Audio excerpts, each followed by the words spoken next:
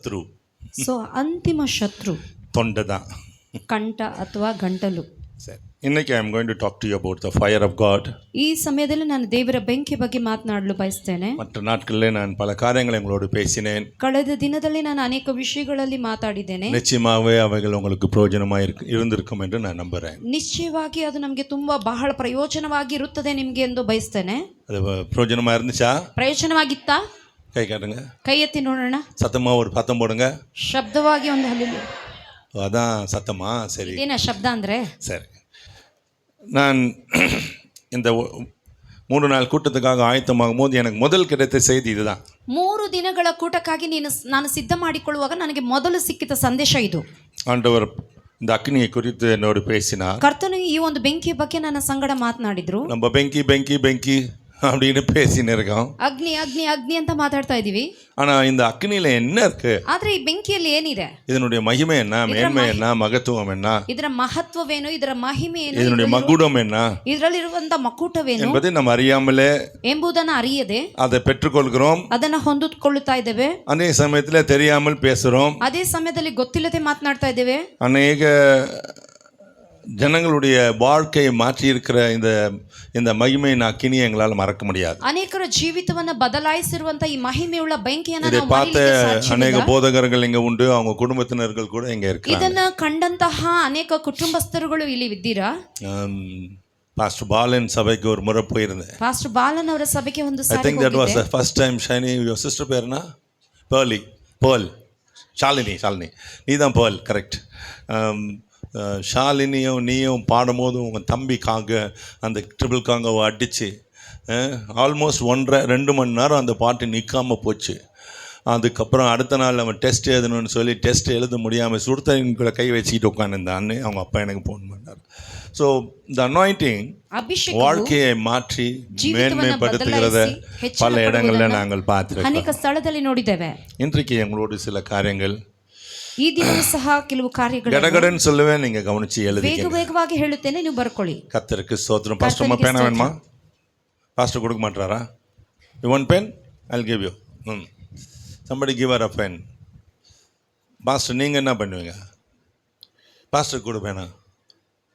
Pastor கொடுன்னா ரைட்னு சொன்னேன். ಬರೀರಿ. Right, okay, praise the Lord.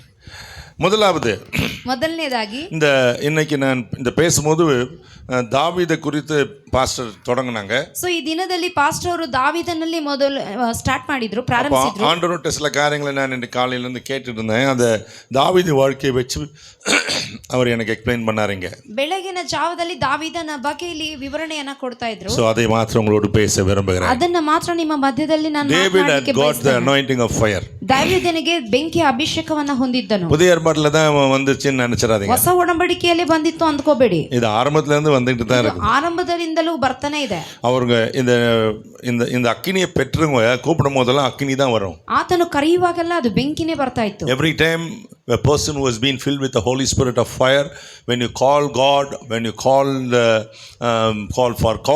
the anointing, only the fire will come down. So ದೇವರ ಆತ್ಮನನ್ನ ಕರೆಯುವಾಗ, ದೇವರ ಶಕ್ತಿಯನ್ನ ಅಭಿಷೇಕವನ್ನ ಕರೆಯುವಾಗ ಅಲ್ಲಿ ಬೆಂಕಿನೇ ಬರ್ತಾ ಇತ್ತು. ಅದಕ್ಕೆ ಉದಾಹರಣೆ எலியா, ಅದಕ್ಕೆ ಉದಾಹರಣೆ ಏಲಿಯನಾಗಿದ್ದಾನೆ. ಮೋಶೆ ಇದ್ದಾನೆ. மோசே கரங்களை உயர்த்தின போது எகிப்தின் வீதிகளிலே அக்கினி இறங்கி ஓடியது என்று எழுதியிருக்கு. ಮೋಶೆಯು ಕೈಗಳನ್ನು ಎತ್ತಿ ಪ್ರಾರ್ಥಿಸುವಾಗ ಐಗುಪ್ತದ ಬೀದಿಗಳಲ್ಲಿ ಹಾಗೆ ಬೆಂಕಿ ಉರುಳಿ ಓಡಿತು ಎಂಬುದಾಗಿ ನೋಡ್ತಾ ಇದ್ದೇವೆ. யாத்திராகமம் 9:23 அப்படி சொல்லுது. ವಿಮೋಚನಾ ಕಾಂಡ 9:23 ಹಾಗೆ ಹೇಳುತ್ತದೆ. 1 ராஜாக்கள் 18:38 36ல இருந்து 38. 1ನೇ ಅರಸುಗಳು 18ನೇ ಅಧ್ಯಾಯ 1 ರಾಜಾக்கள் 1ஆம் அதிகாரம் 10ஆம் வசனம் 12ஆம் வசனம். 10ನೇ ಅಧ್ಯಾಯ 22ನೇ ವಚನ. 1ನೇ ಅರಸುಗಳು 1 ராஜாக்கள் 1 ಅರಸರು 1ஆம் அதிகாரம் 1ನೇ ಅಧ್ಯಾಯ 10ஆம் வசனம் 12ஆம் வசனம். 10-11ನೇ ವಚನ. எலியா கூப்பிடும்போது அக்கினி இறங்கி ஓடியது. ಏಲಿಯನು ಕರೆದಾಗ ಬೆಂಕಿ ಹಾಗೆ ಇಳಿದು ಓಡಿತು. எரிந்தது பாருங்க, பலி இல்ல, ಹತ್ತಿ ಉರಿಯಿತು. எரிந்தார்கள் பாருங்க 51 பேர் 51 பேர் 51 ಜನ 50 ಜನ ಹಾಗೆ ಸುಟ್ಟು ಹೋದರು. அது அக்கினி இறங்கினா ಆ ಬೆಂಕಿ ಇಳಿದ್ರೆ என்ன சம்பவிக்கும் ಏನ್ ನಡೆಯುತ್ತೆ என்பது அந்த அக்கினியில அந்த அக்கினுடைய டிஸ்கிரிப்ஷன்ஸ் இன்னைக்கு நான் தரேன். ಆ ಬೆಂಕಿಯ ವಿವರಣೆಯನ್ನ ನಾನು ಕೊಡ್ತೇನೆ. முதலாவது ಮೊದಲನೇದಾಗಿ வேதத்தில் நீங்க வாசித்தீங்கன்னா ಸತ್ಯವೇದವನ್ನ ಓದಿದರೆ இது பட்சிக்கும் அக்கினி. ಅದು ಸುಟ್ಟು ಹಾಕುವ ಬೆಂಕಿ.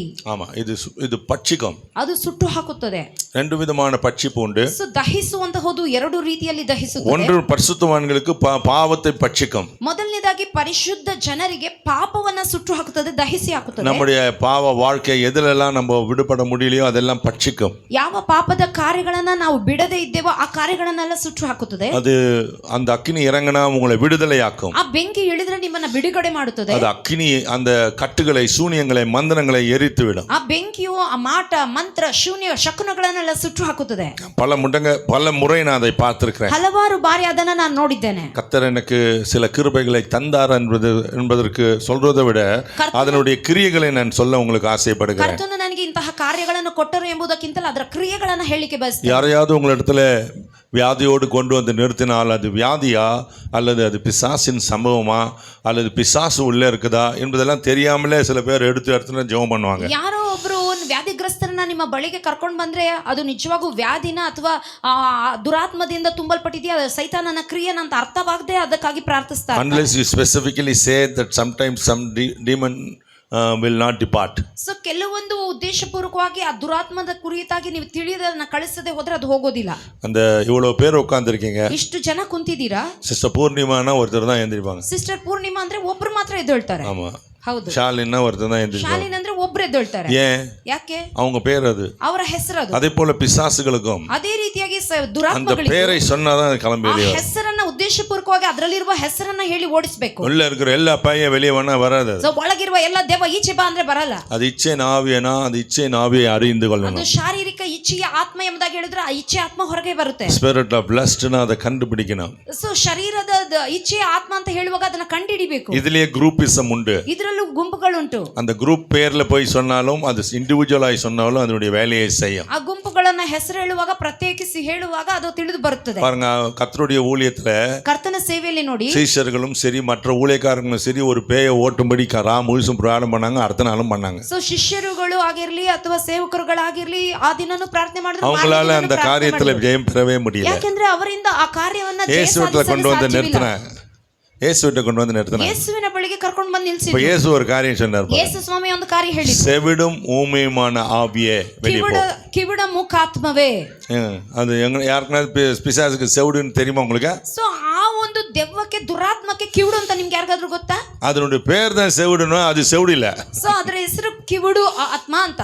ஏன்னா செவிடுன்னு நீ சொன்னவனே அது வெளியே போச்சு பாருங்க. ಸೊ ಕಿವಿಡು ಅಂತ ಹೇಳಿದ ತಕ್ಷಣ செவிட்டு ஆவி எப்படி அது காதுல கேட்டிருக்கான்? ಹಾಗಾದ್ರೆ ಕಿವಿಡು ಆತ್ಮಕ್ಕೆ ಹೇಗೆ ಕೇಳಿಸಕ್ಕೆ ಸಾಧ್ಯ? ஓகே, அந்த மாதிரி ஸ்பெசிஃபிக்கா சொல்லணும். ಆ ರೀತಿಯಾಗಿ ಉದ್ದೇಶಪೂರ್ವಕವಾಗಿ அக்கினி நமக்குள்ளே இருக்கும்போது அது இப்படிப்பட்ட ஆவிகளை சுட்டெரிச்சிடும். ನಮ್ಮೊಳಗೆ ಈ ರೀತಿ ಬೆಂಕಿ ಇರುವಾಗ ಇಂತಹ ಕಾರ್ಯಗಳನ್ನು ದಹಿಸುತ್ತದೆ. ஒரு குறிப்பிட்ட ஊழியக்காரர் கூட சேர்ந்து ஊழியத்துக்காக போயிருந்தேன். ಒಂದು ಉದ್ದೇಶಪೂರ್ವಕವಾದ ಸೇವಕರ ಜೊತೆಗೆ ಸೇರಿ ಒಂದು ಸೇವೆಗಾಗಿ ಹೋಗಿದ್ದೆ. நான் போனவுடனே அவர் மேல் அறையில இருந்தார். ನಾನು ಹೋದಾಗ ಅವರು ಮೇಲಂತಸ್ತಿನಲ್ಲಿದ್ದರು. அவருடைய கூட்டம் அது ரொம்ப ஜனங்கள் வெளியே உட்கார்ந்து இருந்தாங்க.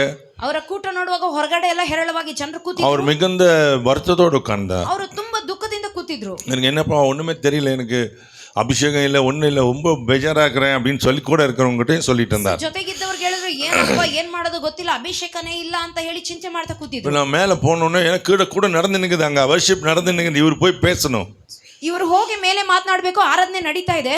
ஆனா இவர் கீழே வரலன்ட்டு நான் மேலே ஏறி போனேன். ಆದ್ರೆ ಇವ್ರಿಗೂ ಮೇಲೆ ಬರ್ಲಿಲ್ಲ ಅಂತ ಹೇಳಿ ನಾನು ಮೇಲೆ ಹತ್ತಿ ಹೋದೆ. மேலே போனா ಮೇಲೆ ಹೋದ್ರೆ பாருங்க ஒயிட் அண்ட் ஒயிட் தான் அந்த ஊழியக்காரர் அணிவார். ಸೊ ಆ ಸೇವಕರು ಬಂದು ಬಿಳಿ ಅಂಗಿ ಬಿಳಿ ವಸ್ತ್ರಗಳನ್ನು ಧರಿಸ್ತಾರೆ. அப்புறம் அவர் பார்த்தோன்னே நான் சொன்னேன், பிரதர் உங்க கையில ஒரு கயிறு கட்டிருக்கு அப்படின்னு சொன்னேன். ಅವ್ರನ್ನ ನೋಡಿದ ತಕ್ಷಣ ಹೇಳಿದೆ, ಪಾಸ್ಟರ್ ನಿಮ್ ಕೈಯಲ್ಲಿ ಏನೋ ಒಂದು ದಾರ ಕಟ್ಟಿದೆ. என்னன்னு கேட்டார். என்ன சொன்னார்? ಏನು ಅಂತ ಕೇಳಿದ್ರು. நான் உங்க கையில ஒரு கயிறு கட்டிருக்கு அப்படின்னு சொன்னேன். ನಿಮ್ಮ ಕೈಯಲ್ಲಿ ಏನೋ ದಾರ ಕಟ್ಟಿದ ಹಾಗೆ ಕಾಣಿಸ್ತಾ ಇದೆ. இந்த விரல்ல நீட்டின பாருங்க. ಸೊ ಈ ಬೆರಳನ್ನ ಹೀಗೆ ಚಾಚಿದೆ. அவரை கட்டியிருந்த கயிறு நெருப்பப்பட்ட நூல் போல இத்து போனது. ಸೊ ಅವರ ಕೈಗೆ ಕಟ್ಟಿದಂತ ದಾರ ಹಾಗೆ ಬೆಂಕಿ ಹತ್ತಿ ಹಾಗೆ ಸಿಡಿಪಿನ ಹಾಗೆ ಬಿದ್ದು ಹೋಯಿತು. அடுத்த நிமிஷம் எகிரி உருண்டு பரண்டார் அவர். ತದನಂತರವಾಗಿ ಅವರ ಹಾಗೆ ಅಭಿಷೇಕದಲ್ಲಿ ஏந்து வாங்கடா போலான்னு சொல்லிட்டு இறங்கி ராஜ சிங்காசனம் சிங்கம் போல இறங்கி வந்தார் கூட்டத்தில். ಸಿಂಹದ ಹಾಗೆ ಕೆಳಗೆ ಇಳಿದು ಹೋದ್ರು. ஸோ இதை நமக்கு தெரியலன்னா நம்ம ஒன்றும் செய்ய முடியாது. ஏதோ பாவம் பண்ணிட்டோம், தப்பு பண்ணிட்டோம், ஏதோ குறை சொல்லிட்டோம், யாரையோ பேசிட்டோம் அப்படின்னு நினைச்சிட்டு ಇದು இருக்கோம். ನಮಗೆ ಗೊತ್ತಾಗದೆ ಹೋದ್ರೆ ಯಾರೋ ಏನೋ ಪಾಪ ಮಾಡ್ಬಿಟ್ರು, ಕೊರತೆ ಮಾಡ್ಬಿಟ್ರು ಅಂತ ನಾವು ಹಾಗೆ ಚಿಂತೆಯಲ್ಲಿ ಇರ್ತೇವೆ. இந்த பட்சிக்கிற அக்கினி உனக்குள்ள இருந்துச்சுன்னா மற்றவங்களுடைய காரியங்களை பட்சித்து ಈ போட்டுவிடும். ದಹಿಸುವ ಅಗ್ನಿ ನಿಮ್ಮ ಬಳಿಯಲ್ಲಿ ಇರುವುದಾದ್ರೆ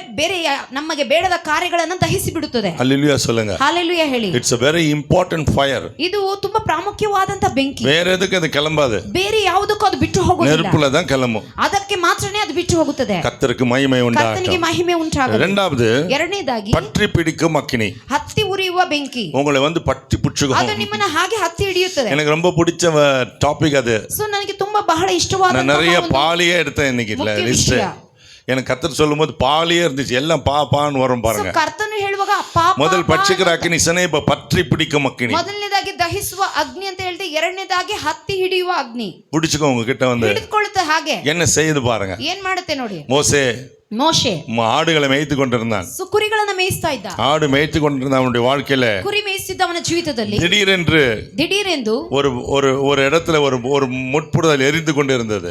ಅಕಸ್ಮಾತ್ ಆಗಿ ಒಂದು ಮುಳ್ಳಿನ ಪೊದೆಯಲ್ಲಿ ಬೆಂಕಿ ಕಾಣಿಸಿಕೊಂತು. எரிது அப்படின்னு பார்த்தான் தூரத்துல. ಬೆಂಕಿ ಉರಿತಾ ಇದೆ ಅಂತ ನೋಡ್ದ. வனாந்தரத்துல பத்தி எரிக்கிறது ಒಂದು ಲೇಸಾன காரியம் இல்ல. ಸೋ ಅದು ಅರಣ್ಯದಲ್ಲಿ ಹತ್ತಿ ಉರಿತಾ ಇರುವಂತದ್ದು ಅದು ಲೇಸಾನದ ಕಾರ್ಯವಲ್ಲ. எப்ப வேணாலும் அது பத்திக்கும். ಅದು ಯಾವಾಗ ಬೇಕಾದ್ರೂ ಹತ್ತಿ அவனை அட்ராக்ட் பண்ணது, ಅವನನ್ನ ಆಕರ್ಷಿಸ್ತಾ அது எரிந்து சாம்பல் ಆಗல.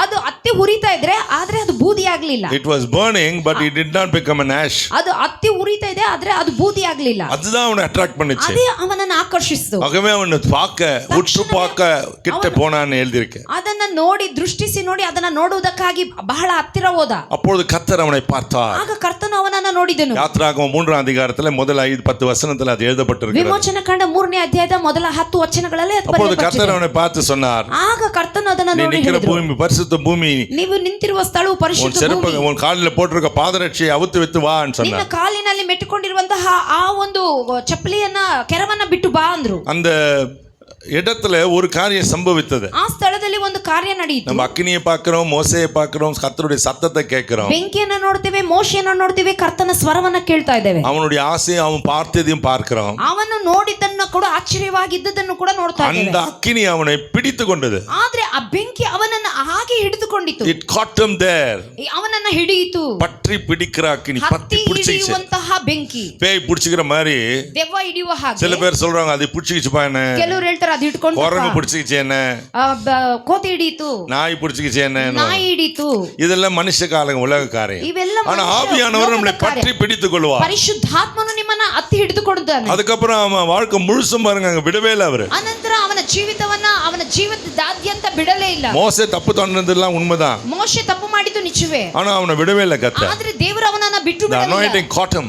ಅಭಿಷೇಕವು ಅವನನ್ನ ಹಿಡಿತು. உங்களையும் பரிசுத்த அக்கினி பிடித்துக் கொள்ளும். ಕೂಡ ಪರಿಶುದ್ಧ ಬೆಂಕಿ என்னை ಹಿಡಿದುಕೊಳ್ಳುತ್ತದೆ. பிடித்து 25 ஆண்டுகள், இது 26வது வருஷம். ಸೋ ನನ್ನನ್ನ ಹಿಡಿದುಕೊಂಡು 26 ವರ್ಷಗಳಾಗ್ತಾ என்னை ಇದೆ. பிடித்தது விடவே இல்லை. ನನ್ನನ್ನ ಹಿಡಿದುಕೊಂಡದು ಇನ್ನು ಬಿಡಲೇ ಇಲ್ಲ. The anointing won't leave you. So ಅಭಿಷೇಕವು ನಿಮ್ಮನ್ನ ಬಿಡುವುದಿಲ್ಲ. நீங்க வேணா விட்டுட்டு வெளியே போலாம். ನೀವು ಬೇಕಾದ್ರೆ ಬಿಟ್ಟು ಹೊರಗೆ ಹೋಗಬಹುದು. அவர் நம்மை விடுவதே இல்லை பெரியமானவர். ಆತನು ಎಂದಿಗೂ ಕೈ ಬಿಡುವುದೇ ಇಲ್ಲ. Thank you. Lord is telling me from this day onwards God is going to use you mightily. Endri. You. நீதான் உன் கல்யாணத்துக்கு வந்தேன்னு நினைக்கிறேன் நான். I think I preached on your marriage. Okay. Power of God. Chitana sikalo turia.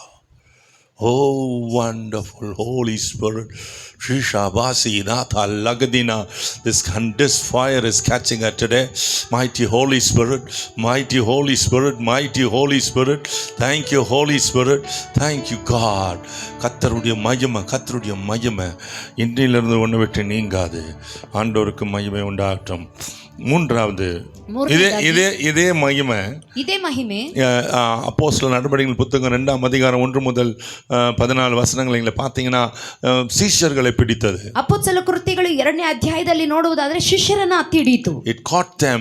ಅವರನ್ನ ಹಿಡಿದುಕೊಂಡಿತು. அது வரைக்கும் போயிட்டு வந்து நின்ற சீஷருடைய வாழ்க்கை அதுக்கப்புறம் ஒரே நேர் கோட்ல போற மாதிரி இருந்துச்சு. ಅದುವರೆಗೂ ಹೋಗುತ್ತಾ ಬರುತ್ತಾ ಇದ್ದಂತ ಶಿಷ್ಯರ ಜೀವಿತವು ಒಂದು சிலருடைய கால்லாம் நெருப்பாகிற மாதிரி இருக்கும். ಕೆಲವರ ಕಾಲುಗಳು ಬೆಂಕಿಯ ಉರಿಯುತ್ತದೆ. ಭಯಪಡಬೇಡಿ, இது தேவனுடைய மகிமை. ಇದು ದೇವರ ಮಹಿಮೆಯಾಗಿದೆ. Thank you Jesus. சிலருடைய முகம் நெருப்பா எரியும். ಕೆಲವರ ಮುಖವು ಹಾಗೆ ಉರಿಯುತ್ತೆ. உங்களுடைய கைகள்ல ஒரு நெருப்பு பாயற மாதிரி இருக்கும். ನಿಮ್ಮ ಕೈಗಳಲ್ಲಿ ಹಾಗೆ ಬೆಂಕಿ ಹೊಕ್ಕುವ ಹಾಗಾಗುತ್ತದೆ. உங்களை ஏதோ ஒரு அக்கினி கடந்து போகிறது போல ஒரு உஷ்ண காத்து வீசும். ನಿಮ್ಮನ್ನ ಏನೋ ಒಂದು ಬೆಂಕಿಯು ಹಾದು ಹೋಗುವ ಹಾಗೆ ಉಷ್ಣವಾಗಿರುವಂತ ಗಾಳಿ ಮುಂದೆ ಹೋಗುತ್ತೆ. பயப்படாதீங்க, ಭಯಪಡಬೇಡಿ.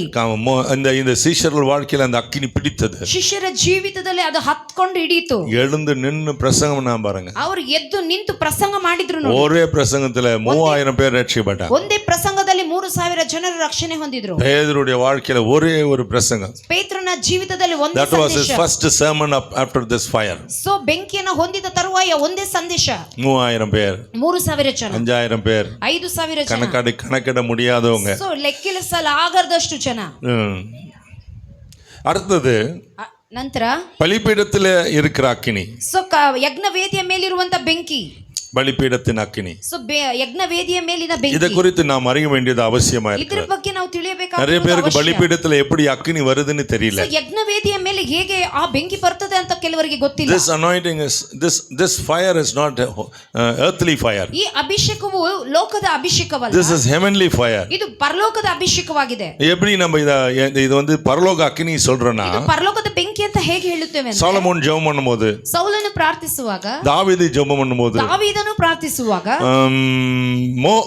ஆபிரகாம் பலி செலுத்தி ஜெபம் பண்ணும்போது, ಅಬ್ರಹಾನು ಬಲಿಗಳನ್ನು ಯಜ್ಞವನ್ನು ಪ್ರಾರ್ಥಿಸುವಾಗ, 3 பேரும் பலி செலுத்துறாங்க. 3 ಜನರು ಕೂಡ ಬಲಿಗಳನ್ನು ಸಮರ್ಪಿಸ್ತಾ ಇದ್ದಾರೆ. ಎಲಿಯಾ ಬಲಿ செலுத்தி ஜெபம் பண்ணும்போது, ಏಲಿಯನು ಕೂಡ ಯಜ್ಞವೇದಿಯ ಮೇಲೆ ಬಲಿಗಳನ್ನು ಸಲ್ಲಿಸಿ, ಅಗ್ನಿ ವಾನத்திலிருந்து ಇறங்கி வந்துச்சு. ಬೆಂಕಿಯು ಹಾಗೆ ಆಕಾಶದಿಂದ ಇಳಿದು ಬಂತು. This fire is from heaven. ಈ ಬೆಂಕಿಯು ಆಕಾಶದಿಂದ ಇಳಿದು ಬಂತು. நல்லா தெரிஞ்சுக்கங்க, ಚೆನ್ನಾಗಿ ತಿಳಿದುಕೊಳ್ಳಿ. இந்த அக்கினி வானத்திலிருந்து இறங்கி வரும். ಈ ಬೆಂಕಿಯು ಆಕಾಶದೊಳಗಿಂದ ಇಳಿದು ಬಂತು. எங்க பூமியில இருந்து சைடுல இருந்து நம்ம நெருப்பு பக்கத்துல நிக்கிறோம் அப்படி நினைக்காதீங்க. ಸೊ ಲೋಕದಲ್ಲಿ ನಾವೆಲ್ಲೋ ಯಾವುದೋ ಒಂದು ಹೊಲೆಯ ಪಕ್ಕದಲ್ಲಿ ಕುತ್ಕೊಂಡಿದ್ದೀವಿ ಅನ್ಕೋಬೇಡಿ. This is from heavenly no, not heavenly fire. பலிபீடத்துல it's from the heavenly altar. ಪರಲೋಕದ ಒಂದು ಯಜ್ಞ ವೇದಿಯಿಂದ ಇಳಿದು ಬರುವಂತ ಬೆಂಕಿಯಾಗಿದೆ. அங்கிருந்து அக்கினி இறங்கி வரும். ಸೊ ಅಲ್ಲಿಂದ ಆ ಬೆಂಕಿ ಇಳಿದು ಬರ್ತಾ ಇದೆ. நல்லா தெரிஞ்சுங்க, பரலோகத்துல இருக்கிறது தான் நம்ம இங்க அனுபவிச்சுட்டு இருக்கோம். ನೋಡಿ, ಪರಲೋಕದಲ್ಲಿ ಇರುವುದನ್ನೇ ನಾವು பரலோகத்திலயும் ஆலயம் உண்டு. ಪರಲೋಕದಲ್ಲಿಯೂ ಕೂಡ ಆಲಯ ಉಂಟು. அங்கே பலிபீடம் உண்டு. ಅಲ್ಲಿ ಕೂಡ ಯಜ್ಞವೇದಿ ಉಂಟು. அதை அடுத்த பாயிண்ட்ல சொல்றேன். ಸೊ ಅದು ತದನಂತರದ ಒಂದು ಅಂಶ. பலிபீடத்துல இந்த அக்கினி வானத்திலிருந்து இறங்கி வரும். ಸೊ ಆಕಾಶದೊಳಗಿಂದ ಯಜ್ಞವೇದಿಯ ಮೇಲಿರುವಂತ ಬೆಂಕಿ ಹಾಗೆ ಇಳಿದು ಬರುತ್ತದೆ. அந்த ಅಕ್ಕಿನಿ தான் நம்மள வாழ்க்கையில வித்தியாசங்களை கொண்டு வரும். ಆ ಬೆಂಕಿಯು ನಮ್ಮ ಜೀವಿತದಲ್ಲಿ ಬದಲಾವಣೆಗಳನ್ನು, ವ್ಯತ್ಯಾಸವನ್ನು ತರುತ್ತದೆ. ಲೇವಿಯಾಗಮம் 16 அதிகாரம் 13 வசனம், 2 நாளாகமம் 7 அத்தியாய, 2 நாளாகமம் 6 அதிகாரம் கடைசி வசனங்கள், 2ನೇ ಪೂರ್ವಕಾಲ ವೃತ್ತಾಂತ ಕೊನೆಯ ವಚನ, ஆதியாகமம் 15 17 இதெல்லாம் பலிபீடத்தின் மேல இருக்கிற அக்கினி. 17ನೇ ವಚನ ಇವೆಲ್ಲವೂ ಯಜ್ಞವೇದಿಯ ಕುರಿತಾಗಿದೆ. எலியா பலி செலுத்தும் போது பலிபீடத்தை செப்பனிட்டு அதன் மேலே பலியை வைத்தான். வானத்திலிருந்து அக்கினி இறங்கி வந்து பலிபீடத்தில் இறங்கியது. ಏಲಿಯನು ಯಜ್ಞವೇದಿಯ ಮೇಲೆ ಬಲಿಗಳನ್ನು ಸಮರ್ಪಿಸಿದಾಗ ಬೆಂಕಿಯು ಆಕಾಶದಿಂದ ಇಳಿದು ಬಂತು. நிறைய பலிபீடங்கள் உண்டு. ಈ ರೀತಿಯಾಗಿ ಅನೇಕ ಯಜ್ಞವೇದಿಗಳು, நிறைய பலிகள் ಉಂಟು, ಅನೇಕ ಯಜ್ಞಗಳುಂಟು. இனிமேல் இதெல்லாம் நீங்க படிக்கணும். ಇವೆಲ್ಲವನ್ನ ಚೆನ್ನಾಗಿ ನೀವು பழைய ஏற்பாட்டு காலத்துல நடந்த பலி எல்லாம் புதிய ஏற்பாட்டு காலத்துல இனி நடக்க வேண்டியதுன்னு நீங்க சொல்றீங்க. ஏன் சொல்றோம்? ஏன்னா அந்த பலியை இயேசு செய்து முடித்தார். ಹಳೆ ಒಡಂಬಡಿಕೆಯಲ್ಲಿ ನಡೆದಂತ ಯಜ್ಞಗಳು ಈ ಹೊಸ ಒಡಂಬಡಿಕೆಯಲ್ಲಿ ಬೇಕಿಲ್ಲ ಅಂತ ಹೇಳ್ತೀರಾ? ಯಾಕೆ ಬೇಕಿಲ್ಲ ಅಂದ್ರೆ, ಯೇಸು ಸ್ವಾಮಿ ಎಲ್ಲರಿಗೂ ಎಲ್ಲದಕ್ಕಾಗಿ ಹಳೆ ಒಡಂಬಡಿಕೆ ಎಲ್ಲ ಯಜ್ಞಗಳನ್ನ ಆತನೇ ಅಂತಿಮವಾಗಿ ಸಮರ್ಪಿಸಿದ್ದಾನೆ. ஏறக்குறைய 4000 வருஷங்களாக பலி செலுத்தப்பட்டு மனுஷனுடைய பாவங்களுக்காக ஆட்டு மாட்டு அல்லது பட்சிகளுடைய ரத்தம் சிந்தப்பட்டது. ಸುಮಾರು 4000 ವರ್ಷಗಳ ಹಿಂದೆಯೇ ಮನುಷ್ಯನ ಪಾಪಕ್ಕಾಗಿ ಎಲ್ಲ ವಿಧವಾದಂತ ಮೃಗಗಳನ್ನ, ಕುರಿ, ದನಗಳನ್ನ ಬಲಿಗಳಾಗಿ ಸಮರ್ಪಿಸ್ತಾ ಇದ್ದರು. ஆனா இயேசு வந்த பிறகு அதுக்கப்புறம் பலியே செலுத்தப்படல. ಯೇಸು ಬಂದ ತರುವಾಯ ಯಾವುದೇ ಬಲಿಗಳನ್ನ ಸಮರ್ಪಿಸಲಿಲ್ಲ. அந்த பழைய ஏற்பாட்டு பலிகள் அது அது அது ரத்தமாய் இருந்தாலும் அது பூரணமாய் நம்மை விடுவிக்கவில்லை. காரணம் அது மனுஷ ரத்தம் அல்ல. ಹಳೆಯ ಒಡಂಬಡಿಕೆಯಲ್ಲಿ ಇರತಕ್ಕಂತಹ ಯಜ್ಞಗಳು ರಕ್ತಮಯವಾಗಿದ್ರೂ ಕೂಡ ಅದು ಮನುಷ್ಯರನ್ನ ಬಿಡಿಸ್ಲಿಕ್ಕೆ ಸಾಧ್ಯವಾಗಿಲ್ಲ. ಯಾಕಂದ್ರೆ ಅದು ಮನುಷ್ಯ ರಕ್ತವಾಗಿರಲಿಲ್ಲ. எந்த மனுஷ ரத்தமும் நம்மை சுத்திகரிக்க முடியாது. எல்லாரும் பாவம் செய்து தேவ மகிமையை அற்று போனார்கள். ಯಾವ ಮನುಷ್ಯನ ರಕ್ತವು ಕೂಡ ನಮ್ಮನ್ನ ವಿಮೋಚಿಸಲಿಕ್ಕೆ ಸಾಧ್ಯವಿಲ್ಲ. ಯಾಕಂದ್ರೆ ಎಲ್ಲ ಮನುಷ್ಯನ ರಕ್ತವು ಪಾಪದ ದೆಸೆಯಿಂದ ತುಂಬಲ್ಪಟ್ಟಿದೆ. இயேசுவின் ரத்தம் மாத்திரம் நமக்கு பரிசுத்தமான ரத்தமா இருந்தது. ಯೇಸು ಕ್ರಿಸ್ತನ ರಕ್ತವು ಮಾತ್ರವೇ ನಿಷ್ಕಳಂಕವಾದ ರಕ್ತವಾಗಿದೆ. நீங்க கேட்கலாம், எப்படி இயேசுவின் ரத்தம் மாத்திரம் பரிசுத்தமானது? ಹೇಗೆ ಯೇಸುವಿನ ರಕ್ತ ಮಾತ್ರ ನಿಷ್ಕಳಂಕವಾದದ್ದು ಅಂತ. காரணம் இயேசு வானத்திலிருந்து இறங்கி வந்த மன்னா. ಕಾರಣವೇನೆಂದ್ರೆ ಯೇಸು ಕ್ರಿಸ್ತನು ಪರಲೋಕದಿಂದ ಇಳಿದು ಬಂದಂತ ಮನ್ನವಾಗಿದ್ದಾರೆ. வேதத்தின் வசனங்களை தேடி வாசித்து பாருங்க. ದೇವರ ವಾಕ್ಯವನ್ನ ಹುಡುಕಿ ಓದಿ ನೋಡಿ. 1 கொரிந்தியர் 15ஆம் அதிகாரத்தில் நீங்கள் வாசித்து பார்த்தால், ಕೊರಂತ 15ನೇ ಅಧ್ಯಾಯ ಓದಿ ನೋಡಿದ್ರೆ, நான் வானத்திலிருந்து இறங்கி வந்த மன்னா என்று சொல்கிறார். ನಾನು ಆಕಾಶದಿಂದ ಇಳಿದು ಬಂದ ಮನ್ನಾ ಎಂಬುದಾಗಿ ಹೇಳುತ್ತಾರೆ. முதலாம் ஆதாம், ಮೊದಲನೆಯ ಆದಾಮನು பூமியிலிருந்து வந்தவன். ಭೂಮಿಯಿಂದ ಬಂದವನು. இரண்டாவது ஆதாம், ಎರಡನೆಯ ಆದಾಮನು வானத்திலிருந்து இறங்கி வந்தார் ಆಕಾಶದಿಂದ ಇಳಿದು ಬಂದವನು என்று இயேசு பிரசங்கம் பண்ணினதாக பவுல் எழுதி வைத்திருக்கிறார். ಎಂಬುದಾಗಿ ಯೇಸು ಪ್ರಸಂಗ ಮಾಡಿದ್ರು ಅಂತ ಪೌಲನು ಬರಿತಾ ಇದ್ದಾರೆ. வானத்திலிருந்து இறங்கி வந்த மன்னா அவர். ಆಕಾಶದಿಂದ ಇಳಿದು ಬಂದ ಮನ್ನಾ ಆತನು. வேதம் சொல்லுது, ಸತ್ಯವೇದ ಹೇಳುತ್ತದೆ, எபிரேயர் புத்தகம் 10ஆம் அதிகாரம் 5ஆம் வசனத்துல, ಇಬ್ರಿಯ 10:5ರಲ್ಲಿ, நீர் பலியையும் காணிக்கையும் விரும்பவில்லை, ನೀನು ಬಲಿಗಳನ್ನ ಕಾಣಿಕೆಗಳನ್ನ ಮೆಚ್ಚಲಿಲ್ಲ, ஒரு சரீரத்தை எனக்கென்று ஆயத்தப்படுத்தினேன். ನಿನ್ನ ಶರೀರವನ್ನ ನಮಗಾಗಿ ಸಮರ್ಪಿಸಿದ್ದಿ. முதலாவது சரீரத்தை கர்த்தர் ஆயத்த பண்ணி அவனுக்குள் ஊதினார். அவன்தான் மனுஷன் ஜீவ ஆத்மாவானான். ಮೊದಲನೇದಾಗಿ ದೇವರು ಮನುಷ್ಯನನ್ನ ಉಂಟು ಮಾಡಿ ಆತನಲ್ಲಿ ಜೀವ ಶ್ವಾಸವನ್ನ ಊದಿದನು. அந்த சரீரமும் அந்த ரத்தமும் பாவத்து நிமித்தம் கெட்டு போனது. ಅವನ ಪಾಪದ ದೆಸೆಯಿಂದಾಗಿ ಅವನ ರಕ್ತವು ಆ ಒಂದು ಶರೀರವು ಕೆಟ್ಟು ಹೋಯಿತು. இப்பொழுது மனுக்குலத்தை மீட்பதற்காக, ಈಗ ಮನುಷ್ಯ ಕುಲವನ್ನ ಬಿಡಿಸುವುದಕ್ಕಾಗಿ தேவனாகிய கர்த்தர் ದೇವರಾಗಿರುವ ಕರ್ತನು தன்னுடைய குமாரனாகிய இயேசுவையே அனுப்பினார். ತನ್ನ ಒಬ್ಬನೇ ಕುಮಾರನಾದ ಯೇಸುವನ್ನ ಕಳಿಸಿಕೊಟ್ಟನು. அந்த இவர் மரியாளுடைய வயிற்றிலே தோன்றி இருந்தாலும், ಆತನು ಮರಿಯಾಳ ಗರ್ಭದಲ್ಲಿ ಹುಟ್ಟಿದಾಗ மாம்ச சித்தத்தினாலோ புருஷ சித்தத்தினாலோ அவர் பிறக்கவில்லை. ಆತನು ಶರೀರ ಸಂಬಂಧವಾಗಿ ಹುಟ್ಟಲಿಲ್ಲ. வேதம் சொல்லுது, ದೇವರ ವಾಕ್ಯ ಹೇಳುತ್ತದೆ, அவருடைய சரீரத்தை பிதாவாகிய தேவன் ஏற்படுத்தி உண்டு பண்ணி அனுப்பினார் என்று எழுதியிருக்கிறது. ಕರ್ತನಾಗಿರುವಂತ ದೇವರು ಆತನ ಶರೀರವನ್ನ ಆತನೇ ಸೃಷ್ಟಿಸಿ ಉಂಟು ಮಾಡಿ நீர் எனக்கு ஒரு சரீரத்தை ஏற்படுத்தினீர் என்று சொன்னதாக எழுதப்பட்டிருக்கிறது. ನೀನು ನನಗೋಸ್ಕರ ಒಂದು ಶರೀರವನ್ನ ಗರ್ಭವನ್ನ ಸಿದ್ಧ ಮಾಡಿದ್ದೀ ಎಂಬುದಾಗಿ ಬರೆಯಲ್ಪಟ್ಟಿದೆ. வேத சித்தாந்தர்கள் சொல்றாங்க, ವೇದ ಪಂಡಿತರುಗಳು ಹೇಳುತ್ತಾರೆ, எபிரேய புத்தகம் ஒருவேளை பர்னபாவால் எழுதப்பட்டிருக்கும். ಸೊ ಇಬ್ರಿಯ ಪತ್ರಿಕೆಯು ಒಂದು ವೇಳೆ ಬರ್ನಬ ಮೂಲಕವಾಗಿ ಬರೆಯಲ್ಪಟ್ಟಿರಬಹುದು. இந்த பர்னபா யார் என்றால், ಬರ್ನಬ ಯಾರೆಂದರೆ இயேசு தெரிந்து கொண்ட 70 சீஷர்களிலே ஒருவர். ಯೇಸು ಕ್ರಿಸ್ತನನ್ನ ತಿಳಿದುಕೊಂಡಂತಹ 70 ಶಿಷ್ಯರಲ್ಲಿ ಒಬ್ಬನು. இயேசுவோடு இருந்தவர். ಯೇಸುವಿನ ಕೂಡ ಇದ್ದವನು. இயேசுவினால் அபிஷேகம் ಪಟ್ಟಪಟ್ಟவர். ಅಭಿಷೇಕ ಹೊಂದಪಟ್ಟವನು. இயேசுவை அறிந்தவர். ಯೇಸುವನ್ನು ತಿಳಿದವನು. ஆவியிலே அறியல, அவர் மாம்சத்திலே அவர் இயேசுவை அறிவார். ಆತ್ಮದಲ್ಲಿ ತಿಳಿಯಲಿಲ್ಲ, ಶಾರೀರಿಕವಾಗಿ ತಿಳಿದಿದ್ದಾನೆ. ஆகவே அவர் எழுதும்போது சொல்றாரு, வானத்திலிருந்து வந்த மன்னா இவர் எப்படின்னா, பிதாவாகிய தேவன் இவருக்கு ஒரு சரீரத்தை ஆயத்தப்படுத்தினார். ಆತನು ಬರೀತಾ ಇದ್ದಾನೆ, ಈತನ ಆಕಾಶದಿಂದ ಇಳಿದು ಬಂದಂತ ಮನ್ನ ಈತನಿಗೋಸ್ಕರವಾಗಿ ಒಂದು ಶರೀರವನ್ನ ಸಿದ್ಧ ಮಾಡಿದ್ದಾನೆ ಎಂಬುದಾಗಿ ಪೌಲನು ಹೇಳುತ್ತಾನೆ. அப்போஸ்தலனாகிய பவுல் சொல்லும்போது, ಅಪೊಸ್ತಲನಾದ ಪೌಲನು ಹೇಳುವಾಗ, அப்போஸ்தலர் 20ஆம் அதிகாரம் 28ஆம் வசனத்துல, ಅಪೊಸ್ತಲ ಕೃತ್ಯಗಳು 20ನೇ ಅಧ್ಯಾಯದ 28ನೇ ವಚನದಲ್ಲಿ, இது தேவனுடைய சுய ரத்தத்தினாலே வந்த ரட்சிப்பு என்று எழுதுகிறார். ಇದು ದೇವರ ಸ್ವರಕ್ತದಿಂದ ಸಂಪಾದಿಸಿಕೊಂಡಂತ ಸಭೆ ಎಂಬುದಾಗಿ ಬರೆಯಲ್ಪಟ್ಟಿದೆ. அவர் தம்முடைய சுய ரத்தத்தினாலே சபையை மீட்டுக்கொண்டார். ಆತನು ತನ್ನ ಸ್ವಂತ ರಕ್ತದ ಮೂಲಕವಾಗಿ ಸಭೆಯನ್ನು பிதாவாகிய தேவனுடைய சொந்த ரத்தம் தான் இயேசுவிலே ஓடியது. ಸೊ ತಂದೆಯಾದ ದೇವರ ಸ್ವಂತ ರಕ್ತದಿಂದಲೇ ಈ ಒಂದು ಯೇಸುವನ್ನ, ஆகவேதான் இவரை இரண்டாவது ஆதாம் என்று சொல்லுவதிலே சந்தேகமே இல்லை. ಆದ್ದರಿಂದ ಈತನನ್ನ ಎರಡನೇ ಆದಾಮನೇ ಎಂಬುದಾಗಿ ಹೇಳುವುದರಲ್ಲಿ ಸಂದೇಹವಿಲ್ಲ. பழைய ஆதாமால் உலகத்தை மீட்க முடியவில்லை. ಹಳೆಯ ಆದಾಮನೇ ಈ ಲೋಕದ ಜನರನ್ನ ಬಿಡಿಸಲಿಕ್ಕೆ ಸಾಧ್ಯವಾಗಲಿಲ್ಲ. உலக மக்கள் அனைவரையும் அடிமைப்படுத்தினார். ಲೋಕದ ಜನರೆಲ್ಲರೂ ಬಾನಿಸರು, இரண்டாவது ஆதாமோ ಎರಡನೇ ಆದಾಮನು மனுக்குலத்தை மீட்க வந்த தேவகுமாரன் இயேசு. ಮನುಷ್ಯ ಕುಲವನ್ನ ಬಿಡಿಸಲು ಬಂದ ಯೇಸು. அவருடைய ரத்தம் புண்ணியமான ரத்தம். ಆತನ ರಕ್ತವು ನಿಷ್ಕಳಂಕವಾದದ್ದು. அவருடைய சரீரம் பழுக்கற்ற சரீரம். ಆತನ ಶರೀರವು ಶುದ್ಧವಾದದ್ದು. அதனால்தான் நம்ம ஒவ்வொரு முறையும் அதை நினைவு கூறும்படி நாமும் சுத்தமாக்கப்படுகிறோம். ಆದ್ದರಿಂದಲೇ ಅದನ್ನ ನೆನೆಸಿಕೊಳ್ಳುವುದಕ್ಕೋಸ್ಕರ ಆತನ ಶರೀರವನ್ನು பலிபீடம் என்று சொல்லும்போது அதுதான் பலிபீடம். அதுதான் பலிபீடம். ಅದೇ ಬಲಿಪೀಠವಾಗಿದೆ. அந்த பலிபீடத்திலே அடிக்கப்பட்ட இயேசு கிறிஸ்து. ಆ ಬಲಿಪೀಠದಲ್ಲಿ ಜಜ್ಜಲ್ಪಟ್ಟಂತ ಯೇಸು ಕ್ರಿಸ್ತನು. கர்த்தருக்கு மகிமை உண்டாகட்டும். ಕರ್ತನಿಗೆ ಮಹಿಮೆ ಉಂಟಾಗಲಿ. நான் அதையே பேசிட்டு இருப்பேன், நிறைய காரியம் அதுக்குள்ள போயிடுவேன். ಅದು ಹೇಳಬೇಕಂದ್ರೆ ತುಂಬಾ ಕಾರ್ಯ ಹಾರಿ ಅದರೊಳಗೆ ಹೋಗ್ಬಿಡ್ತೀರಿ. நான்காவது ನಾಲ್ಕನೇದು பரிசுத்தமாக்கும் அக்கினி. ಪರಿಶುದ್ಧಪಡಿಸುವ ಅಗ್ನಿ. இந்த அக்கினி நம்மை பிடித்து கொண்டால் ಬೆಂಕಿ ನಮ್ಮನ್ನು உங்களை ಹಿಡಿದುಕೊಂಡ್ರೆ பரிசுத்தமாக்கி கொண்டே இருக்கும். ನಿಮ್ಮನ್ನು ಪರಿಶುದ್ಧ ಮಾಡುತ್ತಲೇ ஏதோ ஒரு நாள் அல்ல, ಏನೋ ಒಂದು ದಿನವಲ್ಲ, ஒவ்வொரு முறையும் அக்கினி இறங்கும் போது நமக்குள்ளே பரிசுத்தத்தை அது கொண்டு வரும். ಒಂದೊಂದು ಸಾರಿ ಬೆಂಕಿ ಇಳಿವಾಗಲೂ ನಮ್ಮನ್ನು ಪರಿಶುದ್ಧ ಮಾಡುತ್ತಲೇ அசுத்தமான ಇರ್ತದೆ. கிரியைகள், எண்ணங்கள், சிந்தனைகள் எல்லாம் நம்மளால போக்கவே முடியாது. ಅಶುದ್ಧವಾದ ಚಿಂತೆಗಳನ್ನೆಲ್ಲ ನಮ್ಮಿಂದ ಹೋಗಲಾಡಿಸಲಿಕ್ಕೆ ಸಾಧ್ಯವಾಗುವುದಿಲ್ಲ. சின்ன வயசு தொடங்கி நம்ம பார்த்த தேவையில்லாத காரியங்கள் மனதிலே இறங்கி கண்களிலே அது அப்படியே பூரணப்பட்டு நம்முடைய இதயத்தை அது நிரப்பி இருக்கும். ಚಿಕ್ಕ ವಯಸ್ಸು ಮೊದಲುಗೊಂಡು ನಾವು ಕಂಡಂತ ಎಲ್ಲ ದೃಷ್ಟಿಗಳು ನಮ್ಮ ಮನಸ್ಸಿನೊಳಗೆ ಹಾದು ಹೋಗಿ ಅದು ಹಾಗೆ ಹಿಡಿದುಕೊಂಡಿದೆ.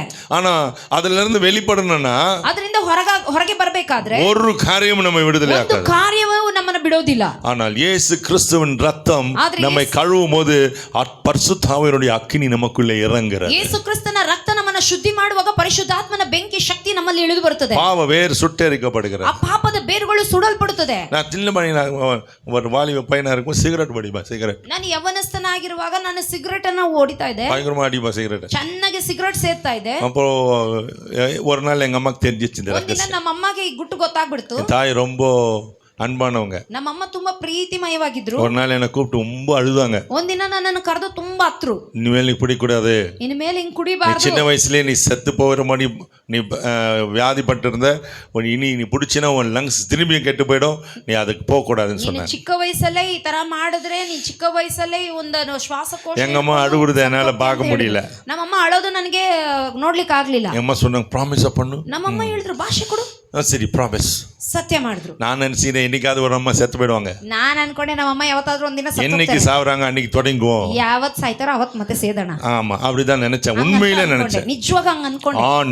ಆದರೆ அதுக்குள்ள ஆண்டவர் என்னை சந்திச்சார். ಅದರೊಳಗೆ ದೇವರು ನನ್ನನ್ನು ಸಂಧಿಸಿದನು. ஆவியானவர் என்னை நிரப்பினார். ಪರಿಶುದ್ಧಾತ್ಮ ನನ್ನನ್ನು ತುಂಬಿಸಿದನು. என்னைக்கு ஆவியானவர் என்னை நிரப்பினாரோ அந்த எண்ணம் ಯಾವಾಗ ಪರಿಶುದ್ಧಾತ್ಮನು ನನ್ನನ್ನು ತುಂಬಿಕೊಂಡ್ರು ಆ ಒಂದು ಆಲೋಚನೆ ನನಗೆ ಶುದ್ಧವಾಗಿ ಬರಲೇ ಇಲ್ಲ. இன்னைக்கு என்னை யாரும் கைப்பிடிச்சு நிறுத்த முடியாது. ಈ ದಿನ ಯಾರು ನನ್ನನ್ನು ಹಿಡಿದುಕೊಂಡು பல ஊர்கள் பல இடங்கள் தனித்தனியா போறேன், தனித்தனியா வரேன், ட்ரெயின்ல போறேன், பஸ்ல போறேன், ஃப்ளைட்ல போறேன், அவன் என்னென்னமோ சிகரெட் பிடிப்பான்.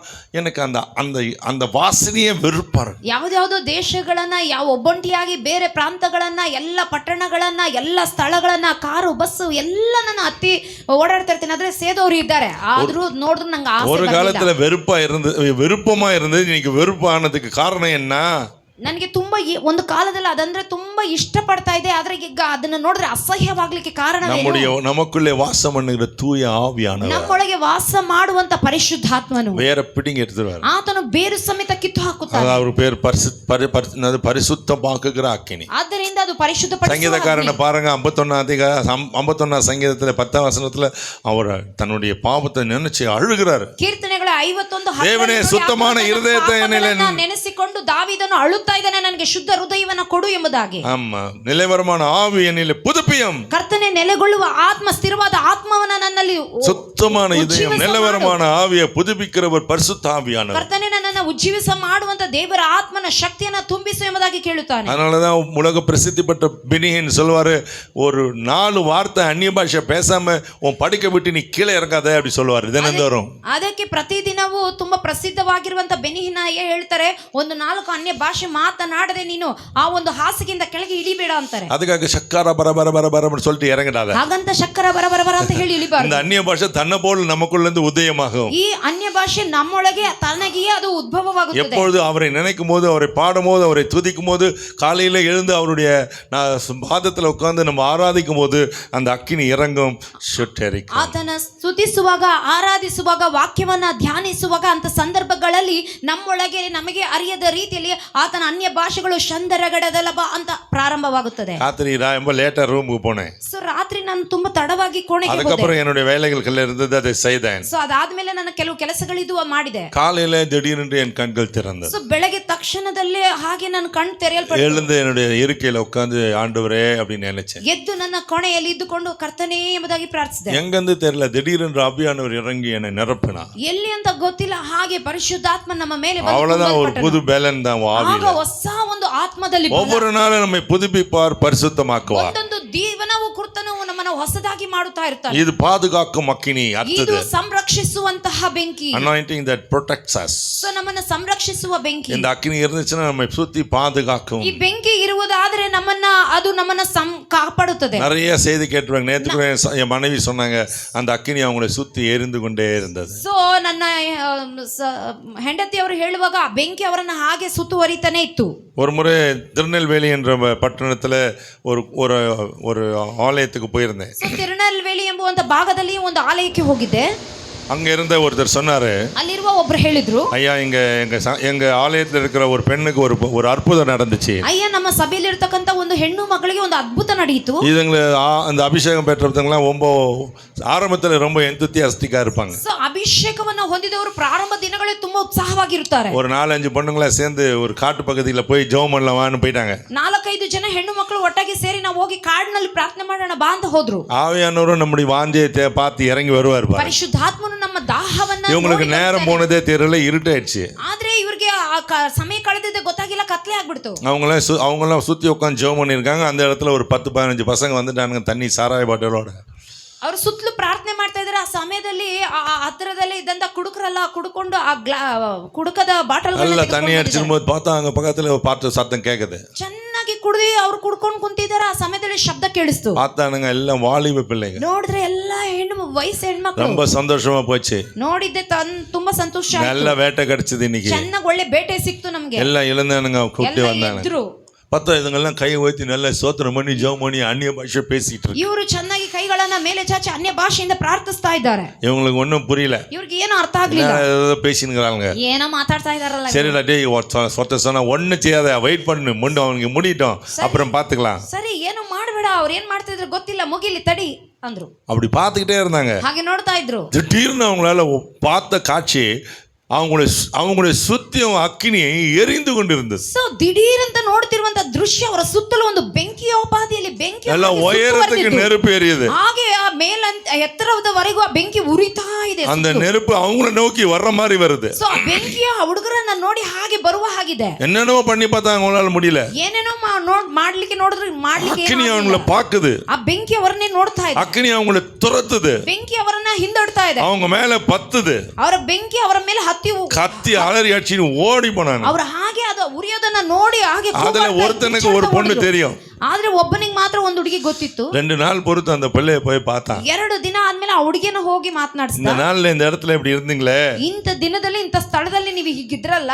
ஆமா, நீங்க துன்னு ஜெபம் பண்ணும்போது சுத்திய நெருப்பு எரிஞ்சிட்டு இருந்துச்சு, அந்த நெருப்பு எப்படி போட்டீங்க அந்த இடத்துலன்னு கேட்டேன். ನೀವು ಕೂತ್ಕೊಂಡು ಪ್ರಾರ್ಥನೆ ಮಾಡ್ತಿದ್ರಿ ಸರಿ, ಆದ್ರೆ ನಿಮ್ ಸುತ್ತಲೂ ಅದ ಹೆಂಗೆ ಬೆಂಕಿಯನ್ನ ಹಾಕಿ ನೀವು ಕೂತ್ಕೊಂಡಿದ್ರಿ? நாங்க எங்க நெருப்பு போட்டோம்? ನಾವೆಲ್ಲಿ ಬೆಂಕಿ ಹಾಕಿದ್ರಿ? எங்களுக்கு ஒண்ணு தெரியல, நாங்க பாட்டு பண்ணோம், நாங்க ஜெபம் பண்ணிட்டு வந்துட்டோம். ನಮ್ಗೆ ಅಲ್ಲಿ ಏನ್ ನಡೀತಂತಾನೆ ಗೊತ್ತಿಲ್ಲ, ನಮ್ಮ ಪಾಡಿಗೆ ನಾವು ಪ್ರಾರ್ಥನೆ ಮಾಡಿ ಕೈಗಳನ್ನು ತಟ್ಟಿ ಪ್ರಾರ್ಥಿಸಿ ಬಂದೆವು. அப்பொழுது அவன் சொன்ன உண்மையை தான் அவங்க எங்க கிட்ட சொன்னாங்க. ಆಗ ಆತನು ಹೇಳಿದಂತ ಸತ್ಯವನ್ನೇ ನನ್ನ ಬಳಿಯಲ್ಲಿ This anointing will protect us everywhere. ಈ ಒಂದು ಬೆಂಕಿಯು ನಮ್ಮನ್ನು ಸಂರಕ್ಷಿಸುತ್ತದೆ. ಸ್ತೋತ್ರ சொல்லுங்க. ಸ್ತೋತ್ರ ಹೇಳಿ. ஹalleluya சொல்லுங்க. ஹalleluya ಹೇಳಿ. ஹalleluya. ஹalleluya. ஊழியத்துல நமக்கு இந்த அக்கினி மிகவும் அவசியம். ಸೇವೆಯಲ್ಲಿ ಈ ಒಂದು ಬೆಂಕಿಯು ஒவ்வொரு வாரம் ஒரு ஊழியத்துக்கு போவேன். ಒಂದೊಂದು ವಾರನೂ ಒಂದೊಂದು ಸೇವೆಗೆ ஒவ்வொரு இடத்துல தங்குவேன். ಒಂದೊಂದು ಸ್ಥಳದಲ್ಲಿ ನಾನು ಅಲ್ಲಿ ವಿಶ್ರಾಂತಿಯನ್ನ ತೆಗೆದುಕೊಳ್ತೇನೆ. 100 பேய் நிக்கும். ಸುಮಾರು 100 ದೆವ್ವಗಳು ಇರುತ್ತೆ. தலை விரிச்சு போட்டு ஒன்று நிற்கும். ಆ ತಲೆಗಳನ್ನ ಬಿಚ್ಚಾಕೊಂಡು ಹಾಗೆ ಇರುತ್ತೆ. நாம் தங்குற ரூம்ல திடீர்னு வந்து சத்தம் கேட்கும். ನಾನು ವಿಶ್ರಾಂತಿ ತೆಗೆದುಕೊಳ್ಳುವ ಕೋಣೆಯಲ್ಲಿ ಬಂದು ಶಬ್ದಗಳು ಕೇಳ್ತಾ ಇರುತ್ತೆ. படுத்திருக்கிற பெட்டுக்கு அடியில எலி ஓடுற மாதிரி இருக்கும். ಮಲಗಿರುವಂತಹ ಮಂಚದ ಕೆಳಗೆ ಇಲಿ ಓಡುವ ರೀತಿಯಲ್ಲಿ ಇರುತ್ತೆ. எழுந்து படுக்கையை தூக்கி பார்த்தா எலியும் இருக்காது, பல்லி கூட இருக்காது. ಎದ್ದು ಹಾಸಿಗೆನ ತೆಗೆದು ನೋಡಿದ್ರೆ ಅಲ್ಲಿ ಬಲ್ಲಿನೂ ಹಲ್ಲಿನೂ ಇರೋದಿಲ್ಲ, ಇಲಿನೂ ಇರೋದಿಲ್ಲ. ஆமா, நாகர்கோவில் பக்கத்துல பனங்குடின்னு ஒரு இடம் இருந்துச்சு. ನಾಗರ್ಕೋಯಿಲ್ ಪಕ್ಕದಲ್ಲಿ ಪಡಂಗುಡಿ ಎಂಬುದಾಗಿ காலையில தான் போய் ட்ரெயின்ல இறங்கினேன். ಬೆಳಗ್ಗೆ ಹೋಗಿ ಅಲ್ಲಿ ಇಳಿದೆ. என் கூட ஒரு ஆள் வந்தா. ನನ್ನ ಜೊತೆಗೆ ಒಬ್ಬ ವ್ಯಕ್ತಿ ಬಂದ್ರು. டீ வேணுமாப்பான்னு சொன்னான். ಟೀ ತಗೊಂಬಾಪ ಅಂದೆ. அவன் இறங்கி போனான். ಅವ್ ಹೋದ್ರು. கண்ணை மூடி சாஞ்ச பாருங்க, பாதி பெட்ல அப்படி தூங்கிட்டேன். ಸೊ ಹಂಗೆ ಹಿಂಗೆ ಮಲಗದೆ ನೋಡಿ ಹಾಗೆ ಅರ್ಧ ಬೆಟ್ಟಲ್ಲಿ ನಿದ್ದೆ ಬಂದ್ಬಿಡ್ತು. திடீர்னு ஒரு கரம் நேரா என் கழுத்துக்கு நேரா வந்துச்சு பாருங்க. ದಿಢೀರ್ ಅಂತ ಒಂದು ಹಸ್ತವು ನನ್ನ ಒಂದು ಕತ್ತಿಗೆ ನೇರವಾಗಿ தொண்டையை பிடிச்சு அமுக்கிறதுக்கு வருது. ಹೀಗೆ ಬಂದು ನನ್ನ ಕತ್ತಿ ಹಿಡಿದು ಇಸುಕ್ತಾ ಇದೆ. ಕೈ ಅದ ಬಿಡ್ಚೆ ನಾನು ಅದರ ಕೈಯನ್ನ ಐ ಹಿಡಿದೆ. Can feel the hand. ಆ ಕೈಯನ್ನ ನಾನು ಆ ಒಂದು ಭಾಸ ಆಗ್ತಾ ಇದೆ, ನನಗೆ ತಿಳಿತಾ ಇದೆ. யாரு நீ அப்படி கேட்ட? ನೀನು ಯಾರು ಅಂತ ಕೇಳಿದೆ. அது சத்தமா சொல்லுச்சு, அது நீ சத்தமா ஏன்டா இங்க வந்த? ನೀನು ಯಾಕೋ ಇಲ್ಲಿ ಬಂದೆ? இந்த மாதிரி நான் சொல்லிக்கினே போவேன். ಈ ರೀತಿಯಾಗಿ ತುಂಬಾ ಹೇಳ್ತಾನೆ ಹೋಗ್ತಾನೆ. உண்மையில ஒரு இடத்துக்கு போயிருந்தோம், நாங்க 2 பேர் தான் ரூம்ல இருந்தோம். ಸೊ ನಿಜವಾಗಿ ಒಂದು ಸ್ಥಳಕ್ಕೆ ಹೋಗಿದ್ದೆ, ಅಲ್ಲಿ ಇಬ್ರು ಇದ್ರು. நல்லா மீட்டிங் எல்லாம் முடிச்சு அடுத்த நாள் காலையில எனக்கு சாயந்தரம் தான் ட்ரெயின், காலையில படுத்துருந்தேன் நல்லா. ಸೊ ಮೀಟಿಂಗ್ ಎಲ್ಲ ಮುಗಿಸಿ ನನಗೆ ಮಾರನೇ ದಿನನೇ ಟ್ರೈನ್ ಇತ್ತು. திடீர்னு என் கை வலிக்குது, ஏதோ அமுக்குது. ದಿಢೀರ್ನಂತ ಕೈ ಬಂದು ಯಾರೋ ಅದುಮ್ತಾ ಇದ್ದಾರೆ. இந்த வலது கை தான் ಈ ಬಲಗೈಯನ್ನೇ நல்லா அமுக்குது. ಚೆನ್ನಾಗಿ ಅದುಮ್ತಾ ಇದೆ. நான் நினைச்சு இவன் தான் அமுக்குறான் பொழுது. ನಾನು ಅನ್ಕೊಂಡೆ ನನ್ನ ಕೂಡ ಬಂದ ಹುಡುಗನೇ ಅದುಮ್ತಾ ಇದ್ದಾನೆ ಅಂತ. கொஞ்ச நேரம் பொறுத்து கண்ணை திறந்து பார்த்தேன். ನಾನು ಸ್ವಲ್ಪ ಹೊತ್ತು ಬಿಟ್ಟು ಕಣ್ಣು ಬಿಟ್ಟು ನೋಡಿದೆ. பார்த்தா அவன் அங்க உட்காந்துருக்கான். ಅವ್ನು ನೋಡಿದ್ರೆ ಅಲ್ಲಿ ಕುಂತಿದ್ದಾನೆ. இப்ப அமுக்குனது யாரு? ಹಾಗಾದ್ರೆ ನನ್ಗೆ இந்த மாதிரி நிறைய கையை அமுக்கும், காலை அமுக்கும். ಸೊ ಈ ರೀತಿ ಕೈಗಳನ್ನ ಕಾಲುಗಳನ್ನೆಲ್ಲ ಮಾಲಿಶ್ ಮಾಡ್ತಾರೆ. நம்ம அதை போட்டு ಅಮುக்கும். ಸೊ ನಾವು ಅದನ್ನ ಹಾಕಿ ಅದನ್ನ The fire will protect you from everything. ದೇವರ ಬೆಂಕಿಯು ನಮ್ಮನ್ನ ಸಂರಕ್ಷಿಸುತ್ತದೆ. ஊழியத்துல இது ரொம்ப அவசியம். ಸೊ ಸೇವೆಯಲ್ಲಿ ಇದು ತುಂಬಾ ಅಗತ್ಯ. இல்லன்னா போய்டும். ಇಲ್ಲವಾದ್ರೆ மந்திரவாதிங்க சொல்லுவாங்க, ಮಂತ್ರವಾದಿಗಳು ಹೇಳುತ್ತಾರೆ, அவங்க முதல் போகும்போது செய்யற மந்திரத்தை விட திரும்பி வரும்போது பாதுகாப்புக்காக சில மந்திரங்களை செய்வாங்களா. ಅವರು ಹೋಗುವಾಗ ಮಾಡುವ ಮಂತ್ರಕ್ಕಿಂತಲೂ ಅದು ಹಿಂದೆ ಬಂದು ಒಡೆದ್ರೆ ಅದರಿಂದ ಸಂರಕ್ಷಿಸೋದಕ್ಕೆ ಕೆಲವು ಮಂತ್ರಗಳನ್ನ ಮಾಡ್ತಾರೆ. என் தகப்பனார் சொல்லுவாரு, ನಮ್ಮ ತಂದೆಯವರು ಹೇಳ್ತಿದ್ರು, நாங்களாம் இந்து குடும்பத்துல இருந்து வந்தவங்க, ನಾವೆಲ್ಲ ಹಿಂದೂ ಕುಟುಂಬದಿಂದ ಬಂದವರೇ. அவருடைய தாத்தா இந்த மாதிரி செய்யறவரா. ಅವರ ತಾತನು ಇದೇ ರೀತಿ ಮಾಡಿದವರಂತೆ. ஒரு நாள் செஞ்சுட்டு திரும்பி வரும்போது ಒಂದಿನ ಈ ರೀತಿಯಾಗಿ ಮಾಟ ಮಂತ್ರ வந்து செய்ய வேண்டிய மந்திரத்தை செய்யல அவரு. ಸಂರಕ್ಷಣೆಯ ಮಂತ್ರವನ್ನ ಮಾಡದೆ ரொம்ப ಟೈರ್ಡ್ ಆಗುதுன்னு படுத்து தூங்கிட்டாரு. ಸೊ ಏನೋ ತುಂಬಾ ಸುಸ್ತಾಗಿದೆ ಅಂತ காலையில பார்த்தா ரத்தம் கக்கி செத்து போயிருந்தாரு. ಬೆಳಗ್ಗೆ ನೋಡಿದ್ರೆ ರಕ್ತ ಕಕ್ಕಿ ಸತ್ತೋಗಿದ್ದಾರೆ. நம்மளுக்கு அப்படிலாம் இல்ல, எப்படி வந்து பத்துக்கலாம். ಸೊ ಈ ರೀತಿಯಾಗಿ ನಾವು ಹೆದರಬೇಕಾಗಿಲ್ಲ. இயேசுவின் மடியிலே நம்ம இருப்போம். ಯಾಕೆಂದ್ರೆ ನಾವು ಯೇಸುವಿನ ಮಡಿಲಲ್ಲಿ சொல்லுங்க ಇದ್ದೇವೆ. ஹalleluya. ಹalleluya ಹೇಳಿ. ஒரு நாள் ஊழியத்துக்கு போயிட்டு இருந்த ட்ரெயின்ல ಸೇವೆಗೆ ಹೋಗುತ್ತಾ ಇದ್ದೆ ಟ್ರೈನ್ என் ಅಲ್ಲಿ. பிள்ளைங்க எல்லாம் ரொம்ப சின்னது அப்பெல்லாம். ನನ್ನ ಮಕ್ಕಳೆಲ್ಲ ತುಂಬಾ ಸಣ್ಣವರಾಗ. என் மனைவி சுகவீனமா இருந்தாங்க. ನನ್ನ ಹೆಂಡತಿ ತುಂಬಾ ಅಸೌಖ್ಯವಾಗಿತ್ತು. எனக்கு ஞாபகம் ನನಗೆ ನೆನಪಿದೆ. அது பர்த் நம்பர் 8. ಬರ್ತ್ ನಂಬರ್ 8 ಅದು. ஆமா, அப்பெல்லாம் செகண்ட் கிளாஸ்ல போவேன், 8 மேல படுத்துட்டு இருக்கேன். ಸೊ ಬರ್ತ್ ನಂಬರ್ 2ರಲ್ಲಿ 8 ಅಲ್ಲಿ ಮಲಗಿದ್ದೀನಿ. பிள்ளைங்க குடும்பம் ஞாபகம் வந்துச்சு. ಮಕ್ಕಳ ಕುಟುಂಬ ಎಲ್ಲ ನೆನಪಾಯ್ತು. ஐயோ ஆண்டவரே, மழை இடியும் கிடக்குது, நான் பாட்டுக்கு இங்க போய் நிக்கிறேன், பிள்ளைக்குட்டி யாரு பாத்துக்குவது? ದೇವರೇ, ಮಳೆ ಸಿಡಿಲು ಬಡಿತಾ ಇದೆ, ನನ್ನ ಮಕ್ಕಳನ್ನೆಲ್ಲ ಯಾರಪ್ಪ ನೋಡೋರು? என் உள்ளத்திலிருந்து ಹೊರ பேசுறாங்க. ನನ್ನ ಒಳಗಿಂದ ಯಾರು ಮಾತಾಡ್ತಾ ಇದ್ದಾರೆ. கவலைப்படாத, ಚಿಂತೆ ಮಾಡಬೇಡ, அவங்க எல்லாம் என் மடியில இருக்கிறாங்க. ಅವರೆಲ್ಲ ನನ್ನ ಮಡಿಲಲ್ಲಿ ಇದ್ದಾರೆ. அப்படியே தூங்கிட்டேன். ಆವಾಗ್ಲೇ ನಾನು ಮಲ್ಕೊಂಡೆ. ஸ்தோத்திரம் சொல்லுங்களா. ಸ್ತೋತ್ರ ಹೇಳಿ. உன் கூட ஆண்டவர் இருப்பா. ನಿಮ್ಮ ಕೂಡ ಯೇಸು The ಸ್ವಾಮಿ fire ಇದ್ದಾರೆ. will protect you, not only you, your whole family. So ದೇವರ ಒಂದು ಬೆಂಕಿ ನಿಮ್ಮನ್ನ ಸಂರಕ್ಷಿಸುತ್ತದೆ, ನಿಮ್ಮನ್ನು ನಾಳಾಗ ಉನ್ ಸಭೆಯ ಮೂಡೋಂ. உன் சபையை மூடும், ನಿಮ್ಮ ಸಭೆಯನ್ನು ಆವರಿಸುತ್ತದೆ, உன்னுடைய ஊழியத்தை மூடும், ನಿಮ್ಮ ಒಂದು ಸೇವೆಯನ್ನು உன் பங்காளர்களை மூடும். ನಿಮ್ಮ ಒಂದು ನೆರೆಹೊರೆಯವರನ್ನು. நீங்களாம் ஒரு ಪ್ರೊಟೆಕ್ಷನ್ இருக்கீங்க பிரியமானவர்களே. ನೀವೆಲ್ಲರೂ ಸಂರಕ್ಷಣೆಯೊಳಗಿದ್ದೀರಾ. ஒண்ணும் உங்களை அசைப்பதில்லை. ಯಾವುದು ನಿಮ್ಮನ್ನು ಕದಲಿಸಲು ಸಾಧ್ಯವಿಲ್ಲ. கோடான கோடி ஸ்தோத்திரம். ಕೋಟ್ಯಾನು ಕೋಟಿ ಸ್ತೋತ್ರ. பரிந்து பேசும் அக்கினி. ಸೊ ನಮಗಾಗಿ ಮಾತನಾಡು, ಒಡಕಿನಲ್ಲಿ ನಿಂತು ஆறாவது பரிந்து பேசும். ನಮಗಾಗಿ ಮಾತನಾಡು, The fire that will speak for you. So ನಮಗಾಗಿ ಪರಿತಪಿಸಿ It will ಮಾತನಾಡುತ್ತದೆ. speak on behalf of you. So ನಿನ್ನ ಪರವಾಗಿ ಅದು ಮಾತನಾಡುತ್ತದೆ. ஆமா, கர்த்தருக்கு ஸ்தோத்திரம் சொல்லுங்க. ಕರ್ತನಿಗೆ ಸ್ತೋತ್ರ ಹೇಳಿ. உனக்கு பதிலா அது பேசும். ಸೊ ನಿನ್ನಗೆ ಬದಲಾಗಿ ಅದು ಪರಿತಪಿಸಿ நமக்கு ಮಾತನಾಡುತ್ತದೆ. பதில் சொல்ல தெரியாது. ನಮಗೆ ಉತ್ತರ ಕೊಡ್ಲಿಕ್ಕೆ ಗೊತ್ತಿಲ್ಲ. இயேசுவே சொன்னார்ல, ಯೇಸು ಸ್ವಾಮಿನೇ ಹೇಳಿದ್ರು, பயப்படாதீங்க, ಭಯಪಡಬೇಡ್ರಿ. ராஜாக்கள் முன்னால நிக்கும்போது, ರಾಜರ ಮುಂದೆ ನಿಲ್ಲುವಾಗ நீங்க என்ன சொல்லணும்னு பயப்படாதீங்க. ನೀವು ಏನು ಮಾತನಾಡಬೇಕೆಂಬುದಾಗಿ ಚಿಂತೆ ಮಾಡಬೇಡಿ. உங்க பிதாவின் ஆவியானவரே உங்களுக்கு சொல்லி கொடுப்பார். ತಂದೆಯಾದ ದೇವರ ಆತ್ಮನೇ ನಿಮಗೆ ತಿಳಿಪಡಿಸುತ್ತಾನೆ. அவரே உங்கள் வாயில வார்த்தைகளை பேசுவார். ಆತನೇ ನಿಮ್ಮ ಬಾಯಲ್ಲಿ ಮಾತುಗಳನ್ನು ಇಡುತ್ತಾನೆ. கரெக்ட் வார்த்தையை பேசுவோம். ಸರಿಯಾದ ಮಾತುಗಳನ್ನೇ ಆಡುತ್ತೇವೆ, வாயே திறக்க மாட்டோம். ಬಾಯನ್ನೇ ತೆರೆಯುವುದಿಲ್ಲ. பிதாவின் சுதன் இயேசு கிறிஸ்து. ಸೊ ತಂದೆಯ ಮಗನೇ ಯೇಸು ಕ್ರಿಸ್ತನು. சுதனின் சுதன் நாமலாம். ಮಗನ ಮಕ್ಕಳೇ ನಾವು. ஞாபகம் இருக்கா? தெரியுதா? ನೆನಪಿದೆಯಾ? நீங்களே யாரு? ನೀವೆಲ್ಲ ಯಾರು? ಯೇಸುವಿನ இயேசுவின் பிள்ளைகள், ಯೇಸುವಿನ ಮಕ್ಕಳು. பிதாவின் சுதன் இயேசு. ಸೊ ತಂದೆಯಾದ ದೇವರ ಮಗನ இயேசுவின் பிள்ளைகள் நாம். ಯೇಸುವಿನ ಮಕ್ಕಳು ನಾವು. அவரை எப்படி கர்த்தர் கூட இருந்து பாதுகாத்தாரோ அப்படியே இவர் நம்மையும் கூட கொடுத்து ಹಾಗಾದ್ರೆ பாதுகாத்தார். ಯೇಸುವಿನ ಕೂಡ ದೇವರು ಇದ್ದು ಹೇಗೆ ಸಂರಕ್ಷಿಸಿದ್ರು ಅದೇ ರೀತಿಗೆ ಯೇಸು ಸ್ವಾಮಿ அதுக்கு தான் இந்த மகிமையான அக்கினியை கொடுத்திருக்கிறார். ಅದಕ್ಕಾಗಿ ಈ ಮಹಿಮೆಯ ಬೆಂಕಿಯನ್ನು என்ன ಕೊಟ್ಟಿದ್ದಾರೆ. பேசணும்ன்ற வார்த்தைகளை கரெக்டா கொடுப்பார். ಏನು ಮಾತನಾಡಬೇಕೋ ಆ ಮಾತನ್ನ ಸರಿಯಾಗಿ ನೀಡುತ್ತಾನೆ. நம்முடைய வார்த்தைகள் ஒண்ணு கூட தரையில விழுந்துராது. ನಮ್ಮ ಮಾತುಗಳು ಎಂದಿಗೂ ನೆಲಕ್ಕೆ ಬೀಳುವುದಿಲ್ಲ. ஹalleluya சொல்லுங்க. ஹalleluya ಹೇಳಿ. ஹalleluya. ஹalleluya. சாமுவேல் தீர்க்கதரிசி அக்கினியை பெற்றவர். ಸಮುವೇಲ ಪ್ರವಾದಿಯು ಬೆಂಕಿಯನ್ನು ಹೊಂದಿದವನು. அக்கினி is a prophet of fire. So ಅವನು ಬೆಂಕಿಯ ಪ್ರವಾದಿ. ஆமா, அவர் கூப்பிட்டாலும் அக்கினி இறங்கி வரும். ಆತನ ಕರೆದ್ರೆ ಸಾಕು 4 ಬೆಂಕಿ பூமி அதிர்ச்சி வரும். ಭೂಮಿಯ ಹಾಗೆ ಕದಲಿ இதெல்லாம் நீங்க தெரிஞ்சுக்கணும். ಇವೆಲ್ಲ ತಿಳಿದುಕೊಳ್ಳಬೇಕು. சோ அந்த அக்கினி இருக்கிறதுனால அவருடைய தீர்க்கதரிசனம் ஒண்ணு கூட தரையில விழல. ಬೆಂಕಿ ಇರುವುದರಿಂದಲೇ ಆತನ ಪ್ರವಾದನೆಗಳು ಬಿದ್ದು ಹೋಗಲಿಲ್ಲ. கர்த்தர் உங்கள் நாவிலிருந்து பேசுவார். ಸೊ ದೇವರು ನಿಮ್ಮ ನಾಲಿಗೆ ಮೂಲಕವಾಗಿ ಮಾತನಾಡುತ್ತಾರೆ. இங்க ஒரு சகோதரி உட்கார்ந்திருக்காங்க. ಇಲ್ಲಿ ಒಂದು ಸಹೋದರಿ ಕೂತಿದ್ದಾರೆ. அவங்க என்கிட்ட இதே ஹால்ல ಇದೇ ಹಾಲ್ ನಲ್ಲಿ நாங்க ஒரு நாள் ஒரு பிரேயர் வச்சிருந்தோம். ನಾವು ಒಂದು ದಿನ ಒಂದು ಕೂಟವನ್ನು ಇಟ್ಟಿದ್ದೆವು. 26th January 26 ಜನವರಿ எலெக்ஷனுக்காக ஒரு ஜெபம் வைக்கணும்னு சொல்லி வச்சிருந்தோம். ಎಲೆಕ್ಷನ್ ಗೋಸ್ಕರ ಒಂದು ಕೂಟವನ್ನು ಇಡಬೇಕು ಅಂತ ಹೇಳಿ கொஞ்சம் பேர் தான் எங்கால மட்டும் கூப்பிட்டு வச்சிருந்தோம். அப்பதான் இந்த பவர் மினிஸ்ட்ரி வைக்கணும்ன்ற எண்ணமே உதயமானது. ಆ ಸಮಯದಲ್ಲಿ ಇದೇ ಸ್ಥಳದಲ್ಲಿ ನಾವು ಪವರ್ ಮಿನಿಸ್ಟ್ರಿಯನ್ನ ಇಡಬೇಕನ್ನುವಂತ ಆಲೋಚನೆ ಬಂದದ್ದು. அதனுடைய விளைவு தான் இன்றைக்கு இந்த கூட்டம். ಸೊ ಅದರ ಪರಿಣಾಮವೇ ಇಲ್ಲಿ ನಾವು ನೋಡ್ತಾ ಇರೋದು ಈ ಕೂಟ. அப்ப அந்த தம்பதியர் வந்து கடைசியில முடிஞ்ச பிறகு ஜெபம் பண்ண வந்தாங்க. ಆ ದಂಪತಿಗಳು ಆ ಕೂಟವಾದ ಮೇಲೆ ನನ್ನ ಬಳಿಯಲ್ಲಿ ಪ್ರಾರ್ಥನೆಯನ್ನು ಮಾಡಿದ್ರು. அவங்களுக்காக ஜெபம் பண்ணும்போது நான் கையை வைக்கும் போது எனக்குள்ள ஒரு வார்த்தை. ಅವರಿಗಾಗಿ ಪ್ರಾರ್ಥಿಸುವಾಗ ನನ್ನ ಕರಗಳನ್ನು ಇಡುವಾಗ ನನ್ನೊಳಗೆ ಒಂದು ಮಾತು. Do you want to have another child? So ನಿನಗೆ ಇನ್ನೊಂದು ಮಗು ಬೇಕಾ? அவங்க பிள்ளை வந்து இருக்கா சூப்பர்மேன். அவன் கீபோர்டில் நோண்டுவான், அங்கே குதிப்பான். அவன் பேசினாலும் நம்மளால திரும்பி பேச முடியாது. ಸೊ ಅವ್ರ ಮಗ ಬಂದ್ಬಿಟ್ಟು ಹಾಗೆ ಆ ಕೀಬೋರ್ಡ್ನೆಲ್ಲ ಹಾಗೆ ಏನೋ ಮಾಡ್ತಾ ಇರ್ತಾನೆ. ಅವ್ನು ಮಾತಾಡಕ್ ಸ್ಟಾರ್ಟ್ ಮಾಡಿದ್ರೆ ನಮಗೂ ಮಾತಾಡಕ್ಕಾಗಲ್ಲ. எனக்கு அவன் பேர் வச்சுக்கிறான் ஸ்மார்ட் அங்கிள். ನನಗೆ ಸ್ಮಾರ್ಟ್ ಅಂಕಲ್ ಅಂತ அத்தனை ಹೆಸರಿಟ್ಟಿದ್ದಾನೆ. பேச்சு பேசுவான். ಅಷ್ಟು ಮಾತಾಡ್ತಾನೆ. அவங்க அப்பாவை அபிஷேகத்தில் அவங்க அப்பா அம்மா விழுந்துட்டாங்கன்னு என்னை வந்து மேலே ஏறி கிள்றான். ಅವ್ರ ಅಪ್ಪ ಅಮ್ಮ ಅಭಿಷೇಕದಲ್ಲಿ ಬಿದ್ದೋದ್ರು ಅಂತ ಹೇಳಿ ನನ್ನ ಬಂದು ಚಿವುಡ್ತಾ ಇದ್ದಾನೆ. why didn't you push down my papa அப்படின்றான். ಯಾಕೆ ನಮ್ಮ ಅಪ್ಪನ ಕೆಳಗೆ ತಳ್ಳಿಬಿಟ್ಟೆ ನೀನು ಅಂತ ಕೇಳ್ತಾ ಇದ್ದಾನೆ. எனக்கு சுருக்குன்னு என்னடா யார் பக்கத்துல இவன் பக்கத்துல ಇವನು வந்து ஏறி ஸ்டேஜ்ல பக்கத்துல உட்கார்ந்து தரக்கன்னு கிள்ளிட்டான். ಸ್ಟೇಜ್ ಮೇಲೆ ಹತ್ತು ಬಂದಂಗೆ ಚುರುಕಂತ ಚಿವುಟ್ಬಿಟ್ಟ. கர்த்தருக்கு ஸ்தோத்திரம். ಕರ್ತನಿಗೆ ಸ್ತೋತ್ರ. அந்த பேரண்ட்ஸ்க்கு ஜெபம் பண்ணும்போது ಆ ಪೋಷಕರಿಗೆ ಪ್ರಾರ್ಥಿಸುವಾಗ அவங்க கேக்குற do you like to have another child? ಅವ್ರು ಕೇಳಿದ್ರು ಇನ್ನೊಂದು ಮಗು ಇದೆಯಾ ಬೇಕಾ? அந்த அம்மா அந்த ಅವರು ಹ್ಞೂ ಅಂತ ಇದ್ದಾರೆ. வீட்டுக்காரர் ಗಂಡ ಬೇಡಪ್ಪ ಅಂತ ಇದ್ದಾರೆ. இது ரெண்டுத்துலயும் சிலுவை போட்டாங்க பாரு. ಇದೆರಡರಲ್ಲಿ ಸಿಲುಬೆ ஒன்னு இப்படி இருந்து ஒன்னு இப்படி இருந்த. ಹಿಂಗಂತವ್ರೆ ಇನ್ನೊಂದು ಹಿಂಗಂತವ್ರೆ. நான் வானான்றாங்களே சரின்ட்டு இப்படி போயிட்டு திரும்பி I said no, God is going to bless you. So ಬೇಡ ಅನ್ಕೊಂಡು ಹಿಂಗೆ ಹೋಗೋಣ ಅನ್ಕೊಂಡೆ, ಆದ್ರೆ ದೇವ್ರು ನಿಮ್ಮನ್ನ ಆಶೀರ್ವದಿಸ್ತಾ ரெண்டு நாள் பொறுத்து அவங்க ஃபோன் பண்ணாங்க. 2 ದಿನ ತರುವಾಯ ಅವ್ರು ಫೋನ್ ಮಾಡ್ತಿದ್ದಾರೆ. நீங்க சொன்னதுக்கு அப்புறம் எங்களுக்கு ஒரு டவுட்.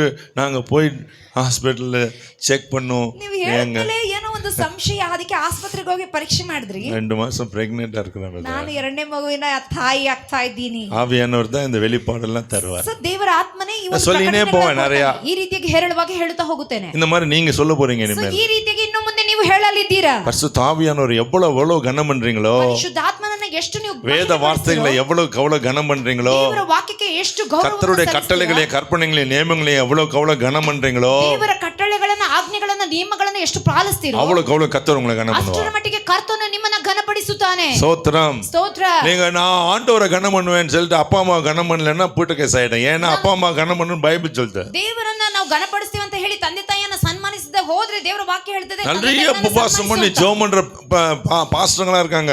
ஆனா அவங்க வாழ்க்கையில they cannot flame out. ತುಂಬಾ ಹೆಚ್ಚಾಗಿ ಪ್ರಾರ್ಥನೆ ಮಾಡುವಂತ ಸೇವಕರೆಲ್ಲ ಇದ್ದಾರೆ. ಅವರ ಜೀವಿತದಿಂದ ಹೊರಗಡೆ ಬರ್ಲಿಕ್ಕೆ ಆಗ್ತಾ ಇಲ್ಲ ಅವ್ರಿಗೆ. ஏன்னா ಯಾಕೆಂದ್ರೆ அவங்க அந்த வார்த்தைகளை கீழ்ப்படியல. ಸೊ ಅವರ ಮಾತುಗಳಿಗೆ ವಿಧೇಯರಾಗ್ತಾ ಇಲ್ಲ. வார்த்தையில கீழ்ப்படியல. ಅವ್ರ ದೇವರ ಮಾತುಗೆ தகப்பனே தாயை கனம் பண்ணுவாயாகன்னா கனம் பண்ணி தான் ஆகணும். ತಂದೆ ತಾಯಿಯನ್ನ ಸನ್ಮಾನಿಸಬೇಕಂದ್ರೆ ஓய்வு நாளை பரிசுத்தமாய் ஆசரிப்பாயாகன்னா ஆசரிச்சு தான் ஆகணும். ದೇವರ ದಿನವನ್ನ ಪರಿಶುದ್ಧ ದಿನವೆಂದ ಆಚರಿಸಬೇಕಂದ್ರೆ ಆಚರಿಸಲೇಬೇಕು. ஆமா, காணிக்கை கொடுப்பாயாகன்னா கொடுத்து தான் ஆகணும். ಕಾಣಿಕೆ ಕೊಡಬೇಕು ಅಂತ ಹೇಳಿದ್ರೆ ಕೊಡಲೇಬೇಕು. இல்ல இதெல்லாம் இல்ல, நான் எங்களுக்கு இல்ல, நாங்கெல்லாம் வித்தியாசமான ஆளுங்கள்ல சொல்லக்கூடாது. ಸೊ ಇಲ್ಲ ಇದು ನಮಗಲ್ಲ, ನಾವು ಇದು ವ್ಯತ್ಯಾಸವಾದ. ஒருத்தர் சொன்னாரு என்கிட்ட, பிரதர் இது புதிய ஏற்பாடு பிரதர், பழைய ஏற்பாடு லாய்க்கப்படாது பிரதர், பழைய ஏற்பாடுலாம் முடிஞ்சிச்சு என்னாரு. ಒಬ್ಬ ಬ್ರದರ್ ಹೇಳಿದ್ರು ಅದು ಹಳೆ ಒಡಂಬಡಿಕೆಯಲ್ಲಿ ಕೊಡಬೇಕು ಅಂತ ಹೇಳಿದ್ದಾರೆ, ಇದು ಹೊಸ ಒಡಂಬಡಿಕೆ பழைய ஏற்பாடு கிழிச்சு எடுத்து போட்டுறான் உன் புக்ல இருந்துன்னு சொன்னேன். ಹಾಗಾದ್ರೆ ನೀನು ಸತ್ಯವೇದದಲ್ಲಿ ಹಳೆ ಒಡಂಬಡಿಕೆಯನ್ನು ಅರ್ಧ ಬಿಸಾಡು. இயேசு சொன்னார் நான் அழிக்க இல்ல நிறைவேற்ற வந்தேன். ಯೇಸು ಸ್ವಾಮಿ ಹೇಳಿದ್ರು, ನಾನು ಅದನ್ನ ತೆಗೆದು ಹಾಕಲು ಬರಲಿಲ್ಲ, ನಾನು ನೆರವೇರಿಸಲು ಬಂದಿದ್ದೇನೆ. சொல்லுங்க ஹல்லேலூயா. ಹಲ್ಲೆಲೂಯಾ ಹೇಳಿ. ஆமென். ಆಮೆನ್. கர்த்தருக்கு ஸ்தோத்திரம். ಕರ್ತನಿಗೆ ಸ್ತೋತ್ರ. அந்த அக்கினி நமக்காக பேசும். ಆ ಬೆಂಕಿ ನಮಗೋಸ್ಕರ பரலோகத்துல சேக்கற அக்கினி இது. ಮತ್ತು ಪರಲೋಕದೊಳಗೆ ಸೇರಿಸುವ ಬೆಂಕಿ. நம்ம கூட்டிட்டு போவோம் பரலோகத்துக்கு. ಸೊ ನಮ್ಮನ್ನ ಪರಲೋಕಕ್ಕೆ ಕರೆದೊಯ್ಯುತ್ತದೆ. 2 தெசலோனிக்கேயர் 1ஆம் அதிகாரம் 8ஆம் வசனத்தை வாசிங்கன்னா, 2ನೇ தெசலೋನಿಕ 1ನೇ ಅಧ್ಯಾಯ 8ನೇ ವಚನ வாசிக்காதீங்க, நான் சொல்றேன். அது வானத்துல அக்கினி இறங்கும். இயேசு 2வது முறையா வரும்போது ஜுவாலித்து எரிகிற அக்கினியோடே வருவார் அப்படின்னு போட்டிருக்கு. ಯೇಸು ಸ್ವಾಮಿ ಎರಡನೇ ಬರೋಣದ ಸಮಯದಲ್ಲಿ ಆತನು ಬೆಂಕಿಯಲ್ಲಿ ಹಾಗೆ ಇಳಿದು ಬರುತ್ತಾನೆ. நம்ம கூட்டின்னு போறது எது? ನಮ್ಮನ್ನ ಕರೆದುಕೊಂಡು ಹೋಗೋದು ಯಾವುದು? அவர் மத்தியவானத்துல தான் தோன்றுவாரு. ಅದನ್ನ ಮಧ್ಯಾಕಾಶದಲ್ಲಿ நம்ம வந்து கூட்டிட்டு போறது அக்கினி தான். ಆದ್ರೆ ನಮ್ಮನ್ನ ಕರೆದೊಯ್ಯುವುದು ಬೆಂಕಿಯೇ. சோ நீங்க பெற்றிருக்கிற அக்கினியும் அந்த அக்கினியும் இணைந்து நம்மை மேலே கொண்டு போய்டும். ನೀವು ಹೊಂದಿರುವಂತ ಬೆಂಕಿ ಅಲ್ಲಿಂದ ಬರುವಂತ ಬೆಂಕಿ ಎರಡು ಒಟ್ಟಾಗಿ ಸೇರಿ ಹಾಗೆ ನಮ್ಮನ್ನ ಮೇಲೆ ಕರೆದೊಯ್ಯುತ್ತದೆ. ಅಭಿಷೇಕத்தை இழந்துடாதீங்க. ಅಭಿಷೇಕವನ್ನ ಕಳೆದುಕೊಳ್ಳಬೇಡ್ರಿ. பரலோகத்திலே சேர்க்கிற அக்கினி, ಪರಲೋಕದೊಳಗೆ ಸೇರಿಸುವ ಬೆಂಕಿ. இன்னொன்னு கேளுங்க, ಇನ್ನೊಂದು ಕೇಳಿ, நம்ம பரவசப்படுத்துகிற அக்கினி. ನಮ್ಮನ್ನ ಪರವಶ ಮಾಡುವ இந்த டாபிக்லாம் அவர் தான் கொடுத்தார். நான் எழுதுன படிக்கிறேன். ದೇವರೇ ಕೊಟ್ಟದ್ದು. பரவசமாக்கும். ಪರವಶವಾಗುತ್ತದೆ. தாவீது சொல்வார் பாருங்க, 2 சாமுவேல் 23ஆம் அத்தியாயம் முதல் 2 வசனம் நினைக்கிறேன். ஓ மேன்மையாய் உயர்த்தப்பட்டு அருமையாய் கர்த்தருடைய வார்த்தைகளை பேசுற தாவீது அப்படின்னு எழுதியிருக்கு. ಎರಡನೇ ಸಮುವೇಲ ಪುಸ್ತಕದಲ್ಲಿ 2ನೇ ಅಧ್ಯಾಯದಲ್ಲಿ ನೋಡುವುದಾದ್ರೆ தாவீதுடைய கடைசி வார்த்தைகள், மேன்மையாய் உயர்த்தப்பட்டு யாக்கோபுடைய தேவனால் அபிஷேகம் பெற்று இஸ்ரவேலின் சங்கீதங்களை இன்பமா பாடின ஈசாயின் குமாரனாகிய. இப்ப இன்பம் எப்படி வருது? அந்த பரவசம் எப்படி வருது? How could you receive that joy, the joy of the Holy Spirit? ಸಂತೋಷ, ಇಂಪು ಎಲ್ಲ ಎಲ್ಲಿಂದ ಬರುತ್ತದೆ? ಕರ್ತನಾದ ಪರಿಶುದ್ಧಾತ್ಮನಿಂದಲೇ. ஓ, அதுல ஒரு ஜாய் இருக்கும் பாருங்க. ಅದರಲ್ಲಿ ಸಂತೋಷ ಇರುತ್ತೆ. நிறைய பேர் அப்படி குதிக்கு உருளுது, பரறது, ஐயோ அடிபடுது, காயப்படுது, சேர ஒடிச்சான், டேபிள் ஒடிச்சான்றீங்களே, நான் ஒடிச்சதோட நீங்க. ಅನೇಕ ಜನರು ಅಯ್ಯೋ ಎಗರ್ತಾ ಇದ್ದಾರೆ, ಜಿಗಿತಾ ಇದ್ದಾರೆ, ಉರುಳಾಡ್ತಾ ಇದ್ದಾರೆ, ಚೇರೆಲ್ಲ ಒಡೆದಾಕಿದ್ರು ಅಂತ ಇದ್ದಾರೆ. ನನಗಿಂತ ನೀವು ಮಾಡಿದ್ದೀರಾ? எங்க வீட்டுல இன்னும் கூட ஒரு இடம் இருக்குது, நான் போய் சவுத்துல மோதின இடம் சவுரே பள்ளமாய் போச்சு. ಸರ್, ನಮ್ಮ ಮನೆಯಲ್ಲಿ ಒಂದು ಸ್ಥಳ ಇದೆ, ನಾನು ಹೋಗಿ ಹಾಗೆ ಗೋಡೆಗೆ ಗುದ್ದಿದ ಸ್ಥಳ. நான் அடிச்சு நான் கதவு போய் குத்தி அந்த கதவுல ஒரு இடம் இன்னும் ஓட்டி ஆகுது, இன்னும் கூட பெயிண்ட் ಹಚ್ಚಿ ಕರೆಕ್ಟ್ வச்சிராரு. ಹೋಗಿ ಗುದ್ದಿ ಆ ಬಾಗಿಲಲ್ಲಿ ಇನ್ನೂ ಆ ತೂತಾಗಿರುವುದು, ಸಂಧಿ ಆಗಿರುವುದು ಹಾಗೆ ಇದೆ. I am not mad. I am not mad ன்னு சொன்னேன். நான் மனுஷ அல்ல. ஏய், நான் பைத்தியம் இல்லையா? நான் மூர்க்கனல்ல. ஏன் போய் அப்படி செய்றோம்? ஏன் அப்படி செய்றோம்? That is the joy of the Holy Spirit. ಅದು ದೇವರ ಒಂದು ಸಂತೋಷ. பரவசப்படுத்தும் நம்மள. ಅದು ಪರವಶ ಮಾಡುತ್ತದೆ. அப்படியே ಅಳುதுಗனே உட்கார்ந்திருப்பானா, இதயத்துல ஒரு சந்தோஷம் பாருங்க, குதூகலமா இருக்கும். ಅಳುತ್ತಾ ಕುಳಿತಿರ್ತಾನೆ, ಆದ್ರೆ ಸಡನ್ ಆಗಿ ಹೃದಯದೊಳಗೆ ಒಂದು ಕೊಂಡಾಟ. இன்னிலிருந்து உங்களுக்கு அந்த பாக்கியத்தை கர்த்தர் கொடுப்பாரா? இந்த சௌபாகியவನ್ನ ದೇವರು ಕೊಡಲಿದ್ದಾನೆ. உங்க ஜெப நேரம்ல ஏன்னா சில பேர்லாம் பாருங்க மணிக்கணக்கா ஜெபம் பண்ணுவாங்க. ಕೆಲವರೆಲ್ಲ ಇನ್ನು ಮುಂದೆ ನೋಡ್ರಿ, ನೀವು ಗಂಟೆಗಟ್ಟಲೆ ಪ್ರಾರ್ಥನೆ ಮಾಡ್ತೀರಾ. எப்படின்னா அந்த இடம் வந்து உங்களுக்கு ஒரு ஜாய் ஆயிடும், வெறுப்பா இருக்காது. ಹೇಗೆಂದ್ರೆ ಅದು ನಿಮಗೆ ಒಂದು ಬೇಸರವಾಗಿರುವುದಿಲ್ಲ, ಸಂತೋಷಕರವಾಗಿರುತ್ತದೆ. பரவசப்படுத்துகிற அக்கினி, ಪರವಶಪಡಿಸುವ ಬೆಂಕಿ. அடுத்தது பயன்படுத்துகிற அக்கினி, ಉಪಯೋಗಿಸುವ ಬೆಂಕಿ. நமக்கு ரொம்ப பிரயோஜனம் அது. ಸೋ ನಮಗೆ ಅದು ತುಂಬಾ ಪ್ರಯೋಜನವಾಗಿದೆ. The fire will use you. ಬೆಂಕಿಯು ನಿಮ್ಮನ್ನು ಉಪಯೋಗಿಸುತ್ತದೆ. நேத்து மனைவி பேசும்போது சொன்னாங்க, அபிஷேகம் இருக்கிறது, வல்லமையும் இருக்குது. ನಿನ್ನೆ ದಿನ ನನ್ನ ಹೆಂಡತಿ ಮಾತಾಡುವಾಗ ಅಭಿಷೇಕವೂ ಇದೆ, ಬಲವೂ ಇದೆ. அபிஷேகம் தம்பி பிரசங்கத்துல சொன்னா 1:2:27 அந்த நீங்க அவராலே பெற்ற அபிஷேகம் உங்களை போதிக்கும். அப்போ பரிசுத்த ஆவியானவர் வரும்போது உன்னை போதிப்பார், நடத்துவார். ದೇವರಿಂದ ಬಂದಂತಹ ಬೆಂಕಿಯು ಅದು ನಮ್ಮನ್ನ ನಡೆಸುತ್ತದೆ ಅಂತ ಹೇಳಿ உன்னை திருத்துவார். ಒಂದು ನಮ್ಮನ್ನ ஆனா ಸರಿಪಡಿಸುತ್ತದೆ. அக்கினியா வரும்போது அதான் வல்லமை. ಬೆಂಕಿಯಾಗಿ ಬರುವಾಗ ಅದೇ ಬಲವಾಗಿದೆ. ஆமா, அந்த அப்போஸ்தலர் 10:38 அது. ಅಪೊಸ್ತಲ ಕೃತ್ಯಗಳು 10:38. நசராகிய இயேசுவை தேவன் பரிசுத்த ஆவியினாலும் வல்லமையினாலும் அபிஷேகம் பண்ணினார். தேவன் அவரோடு கூட இருந்தபடியால் அவர் நன்மை செய்கிறவராயும் பிசாசின் பிடியில் அகப்பட்ட யாவரையும் விடுதலையாக்குறவராயும். அதுதான் ஃபயர், அதுதான் பவர். ஃபயருக்கும் பவருக்கும் என்னன்னா பேரு தான் வித்தியாசம், ரெண்டுமே ஒண்ணுதான். ಇರುವಂತಹ ವ್ಯತ್ಯಾಸವು ಅದೇ ಆಗುತ್ತೆ. ದೇವರ ಆತ್ಮನು ಬಂದು ಯೇಸುವನ್ನ ಆತನ ಕರಗಳ ಮೂಲಕವಾಗಿ ಅದ್ಭುತಗಳನ್ನ, ಸೂಚಕ ಕಾರ್ಯಗಳನ್ನ ಮಾಡಿತು. யோவான் சொல்றாரு, யோவான் ஸ்நானகன், நான் உங்களுக்கு ஜலத்தினால் ஞானஸ்நானம் கொடுக்க, எனக்கு பின்ன ஒருவர் அவர் பரிசுத்தாவினாலும் ಸ್ನಾನಿಕನಾದ ಯೋಹಾನನನ್ನು ಹೇಳ್ತಾನೆ, ನಾನಾದ್ರೂ ಯೇಸು ಕೊಡ್ತ ಅಗ್ನಿ ಮಾಡಿಸ್ತಾ ಇದ್ದೇನೆ, ನನ್ನ ಹಿಂದೆ ಬರುವವನು ಆತನ ಇದು ಮೋಹನ್ ಸಿಂಗ್ ಗಿಂದ ಬರೋದಿಲ್ಲ, சில ஊழியக்காரங்களிருந்து ಬರೋದಿಲ್ಲ. ಸೋ ಇದು ಸೇವಕರ ಮೂಲಕವಾಗಿ, ಬೇರೆಯವರ ಮೂಲಕವಾಗಿ ಬರೋದಿಲ್ಲ. யோவான் ஸ்நானகனை நீ நம்பலன்னா வாயை பொத்தின்னு போ. ಸ್ನಾನಿಕನಾದ ಯೋಹಾನನ ನಂಬದೆ ಹೋದ್ರೆ ಬಾಯಿ ಮುಚ್ಕೊಂಡು ಹೋಗು. உனக்கு பைபிள்ல விசுவாசம் இல்லனா போ.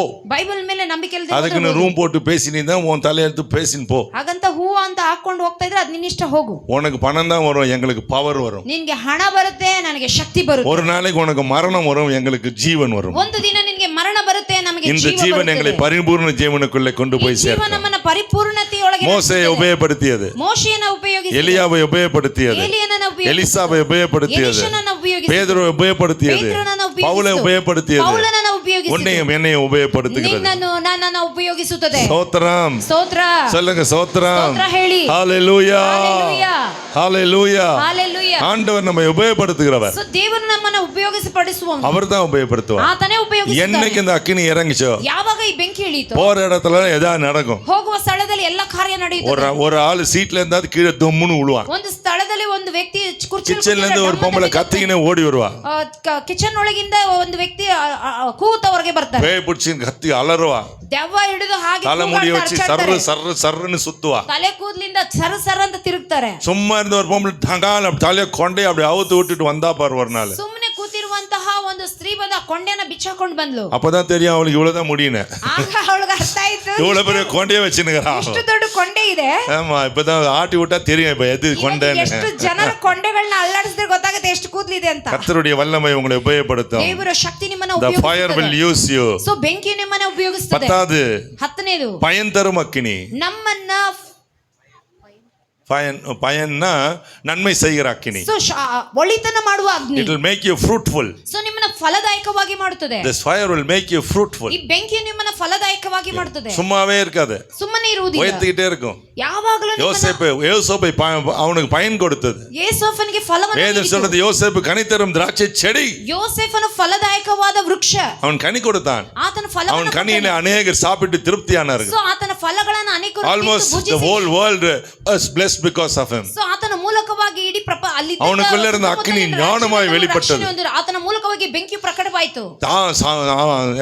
பார்வோனுக்கு முன்னால கொண்டு போய் நிறுத்தியது. ಫರೋಹನ ಮುಂದೆ ಹೋಗಿ ನಿಲ್ಲಿಸಿತು. சாலமோனுக்கு அந்த பார்வோனுக்கு ஆலோசனை கொடுக்கும்படி அவனை பயன்படுத்தியது. ಫಾರೋನನಿಗೆ ಆಲೋಚನೆ ನೀಡುವಂತೆ ಅವನನ್ನು ಉಪಯೋಗಿಸಿತು. 7 வருஷம் மழை பெய்யும், 7 ವರ್ಷ ಮಳೆ ಸುರಿಯುತ್ತೆ. 7 வருஷம் மழை பெய்யாது, 7 ವರ್ಷ ಮಳೆ காஞ்சி ಸುರಿಯುತ್ತಿಲ್ಲ. தீஞ்சு கிடக்கும். ಸೊ ಈ ರೀತಿಯಾಗಿ நீ இப்படி சேர்த்து வை, இப்படி பண்ணி வை, இப்படி பண்ணி வை, நம்ம சாப்பிடலாம், நல்லா இருக்கலாம்னு சொன்னா இந்த பையனை அவனும் பெற்றான், தனங்களும் பெற்றார்கள், இஸ்ரவேலர்கள் பிழைத்துக் கொண்டார்கள். ನೀವು ಹೀಗಿರ್ರಿ ಹೀಗಿರ್ರಿ ಹೀಗಿರ್ರಿ ಎಂಬುದಾಗಿ ಹೇಳಿದ ರೀತಿಯಲ್ಲಿ ಹೇಳಿದ ಹಾಗೆ யோசேப்பு சொல்றான், ஜீவ ரட்சணை செய்யும்படிக்கு என்னை கர்த்தர் உங்களுக்கு முன்பதாக இந்த இடத்துக்கு அனுப்பி வைத்தார். ಜೀವ ರಕ್ಷಣೆಯನ್ನು ಮಾಡುವುದಕ್ಕಾಗಿ ಮೊದಲೇ ದೇವರು ನನ್ನನ್ನು ಇಲ್ಲಿ ಕಳಿಸಿಕೊಟ್ಟನು ಎಂಬುದಾಗಿ ಯೋಸೇಫನು ಹೇಳಿದನು. இதுக்கு மேல நான் பேசுற பாயிண்ட் ಮಾತ್ರ சொல்றேன், எதுக்குங்க? ಇದಕ್ಕೆ ಮುಂಚೆ பராக்கிரமம் செய்யும் அக்கினி. ಪರಾಕ್ರಮ ಮಾಡುವ ಬೆಂಕಿ. கிட்டே நிக்கூடாது யாரையும்.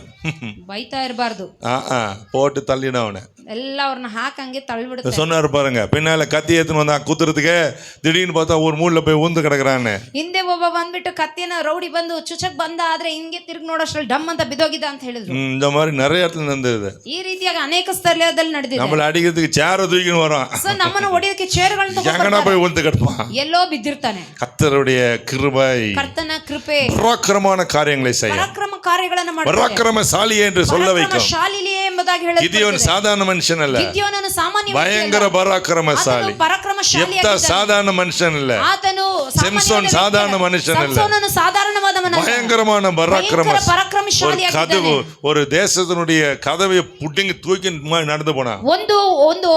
ಒಂದು ಕೋಟೆಯ ಒಂದು ಬಾಗಿಲನ್ನು ಕಿತ್ತುಕೊಂಡು ಹೋಗುತ್ತಿದ್ದಾನೆ. இது அவனுடைய பலன் இல்ல, ಇದು ಆತನ ಬಲವಲ್ಲ, அவன் மேல இருந்த ஆவியானுடைய பலன். ಅವನ ಮೇಲಿದ್ದಂತ ಆತ್ಮ ಸ್ವರೂಪನ ಬಲವಾಗಿದೆ. அக்கினி பராக்கிரமம் செய்யும், ಬೆಂಕಿಯು ಪರಾಕ್ರಮ ಕಾರ್ಯಗಳನ್ನು ಮಾಡುತ್ತದೆ. கடைசியா ಅಂತಿಮವಾಗಿ அக்கினி நம்மோடு பேசும். ಬೆಂಕಿ ನಮ್ಮ ಸಂಗಡ ಮಾತನಾಡುತ್ತದೆ. அதான் முக்கியம். ಅದೇ ಮುಖ್ಯ. அக்கினி ಬೆಂಕಿ நம்மோடு ನಮ್ಮ ಸಂಗಡ பேசும், ಮಾತನಾಡುತ್ತದೆ. தினந்தோறும் பேசும். ಪ್ರತಿದಿನವೂ சும்மா ಮಾತನಾಡುತ್ತದೆ. பேசும் அப்படின்னு பாடினா பேசாத. ಸುಮ್ಮನೆ ಮಾತಾಡು ಅಂದ್ರೆ ಮಾತಾಡಲ್ಲ. எப்படி ಮಾತಾಡು ಮಾತಾಡಲ್ಲ. நல்ல வேளை உங்களை மைக் கொடுக்கல நான் பாடுறதுக்கு. திருப்பி பாடு. ಮಾತಾಡು. சரி, ஏந்து வாங்க, மணியாச்சு. உங்களுக்காக கடைசி ஜெபம் பண்ணும்படி சொன்னார். ನಿಮಗೋಸ್ಕರವಾಗಿ ಅಂತಿಮವಾಗಿ தூக்கல ಪ್ರಾರ್ಥಿಸುತ್ತೇನೆ. தூக் தூக் தூக்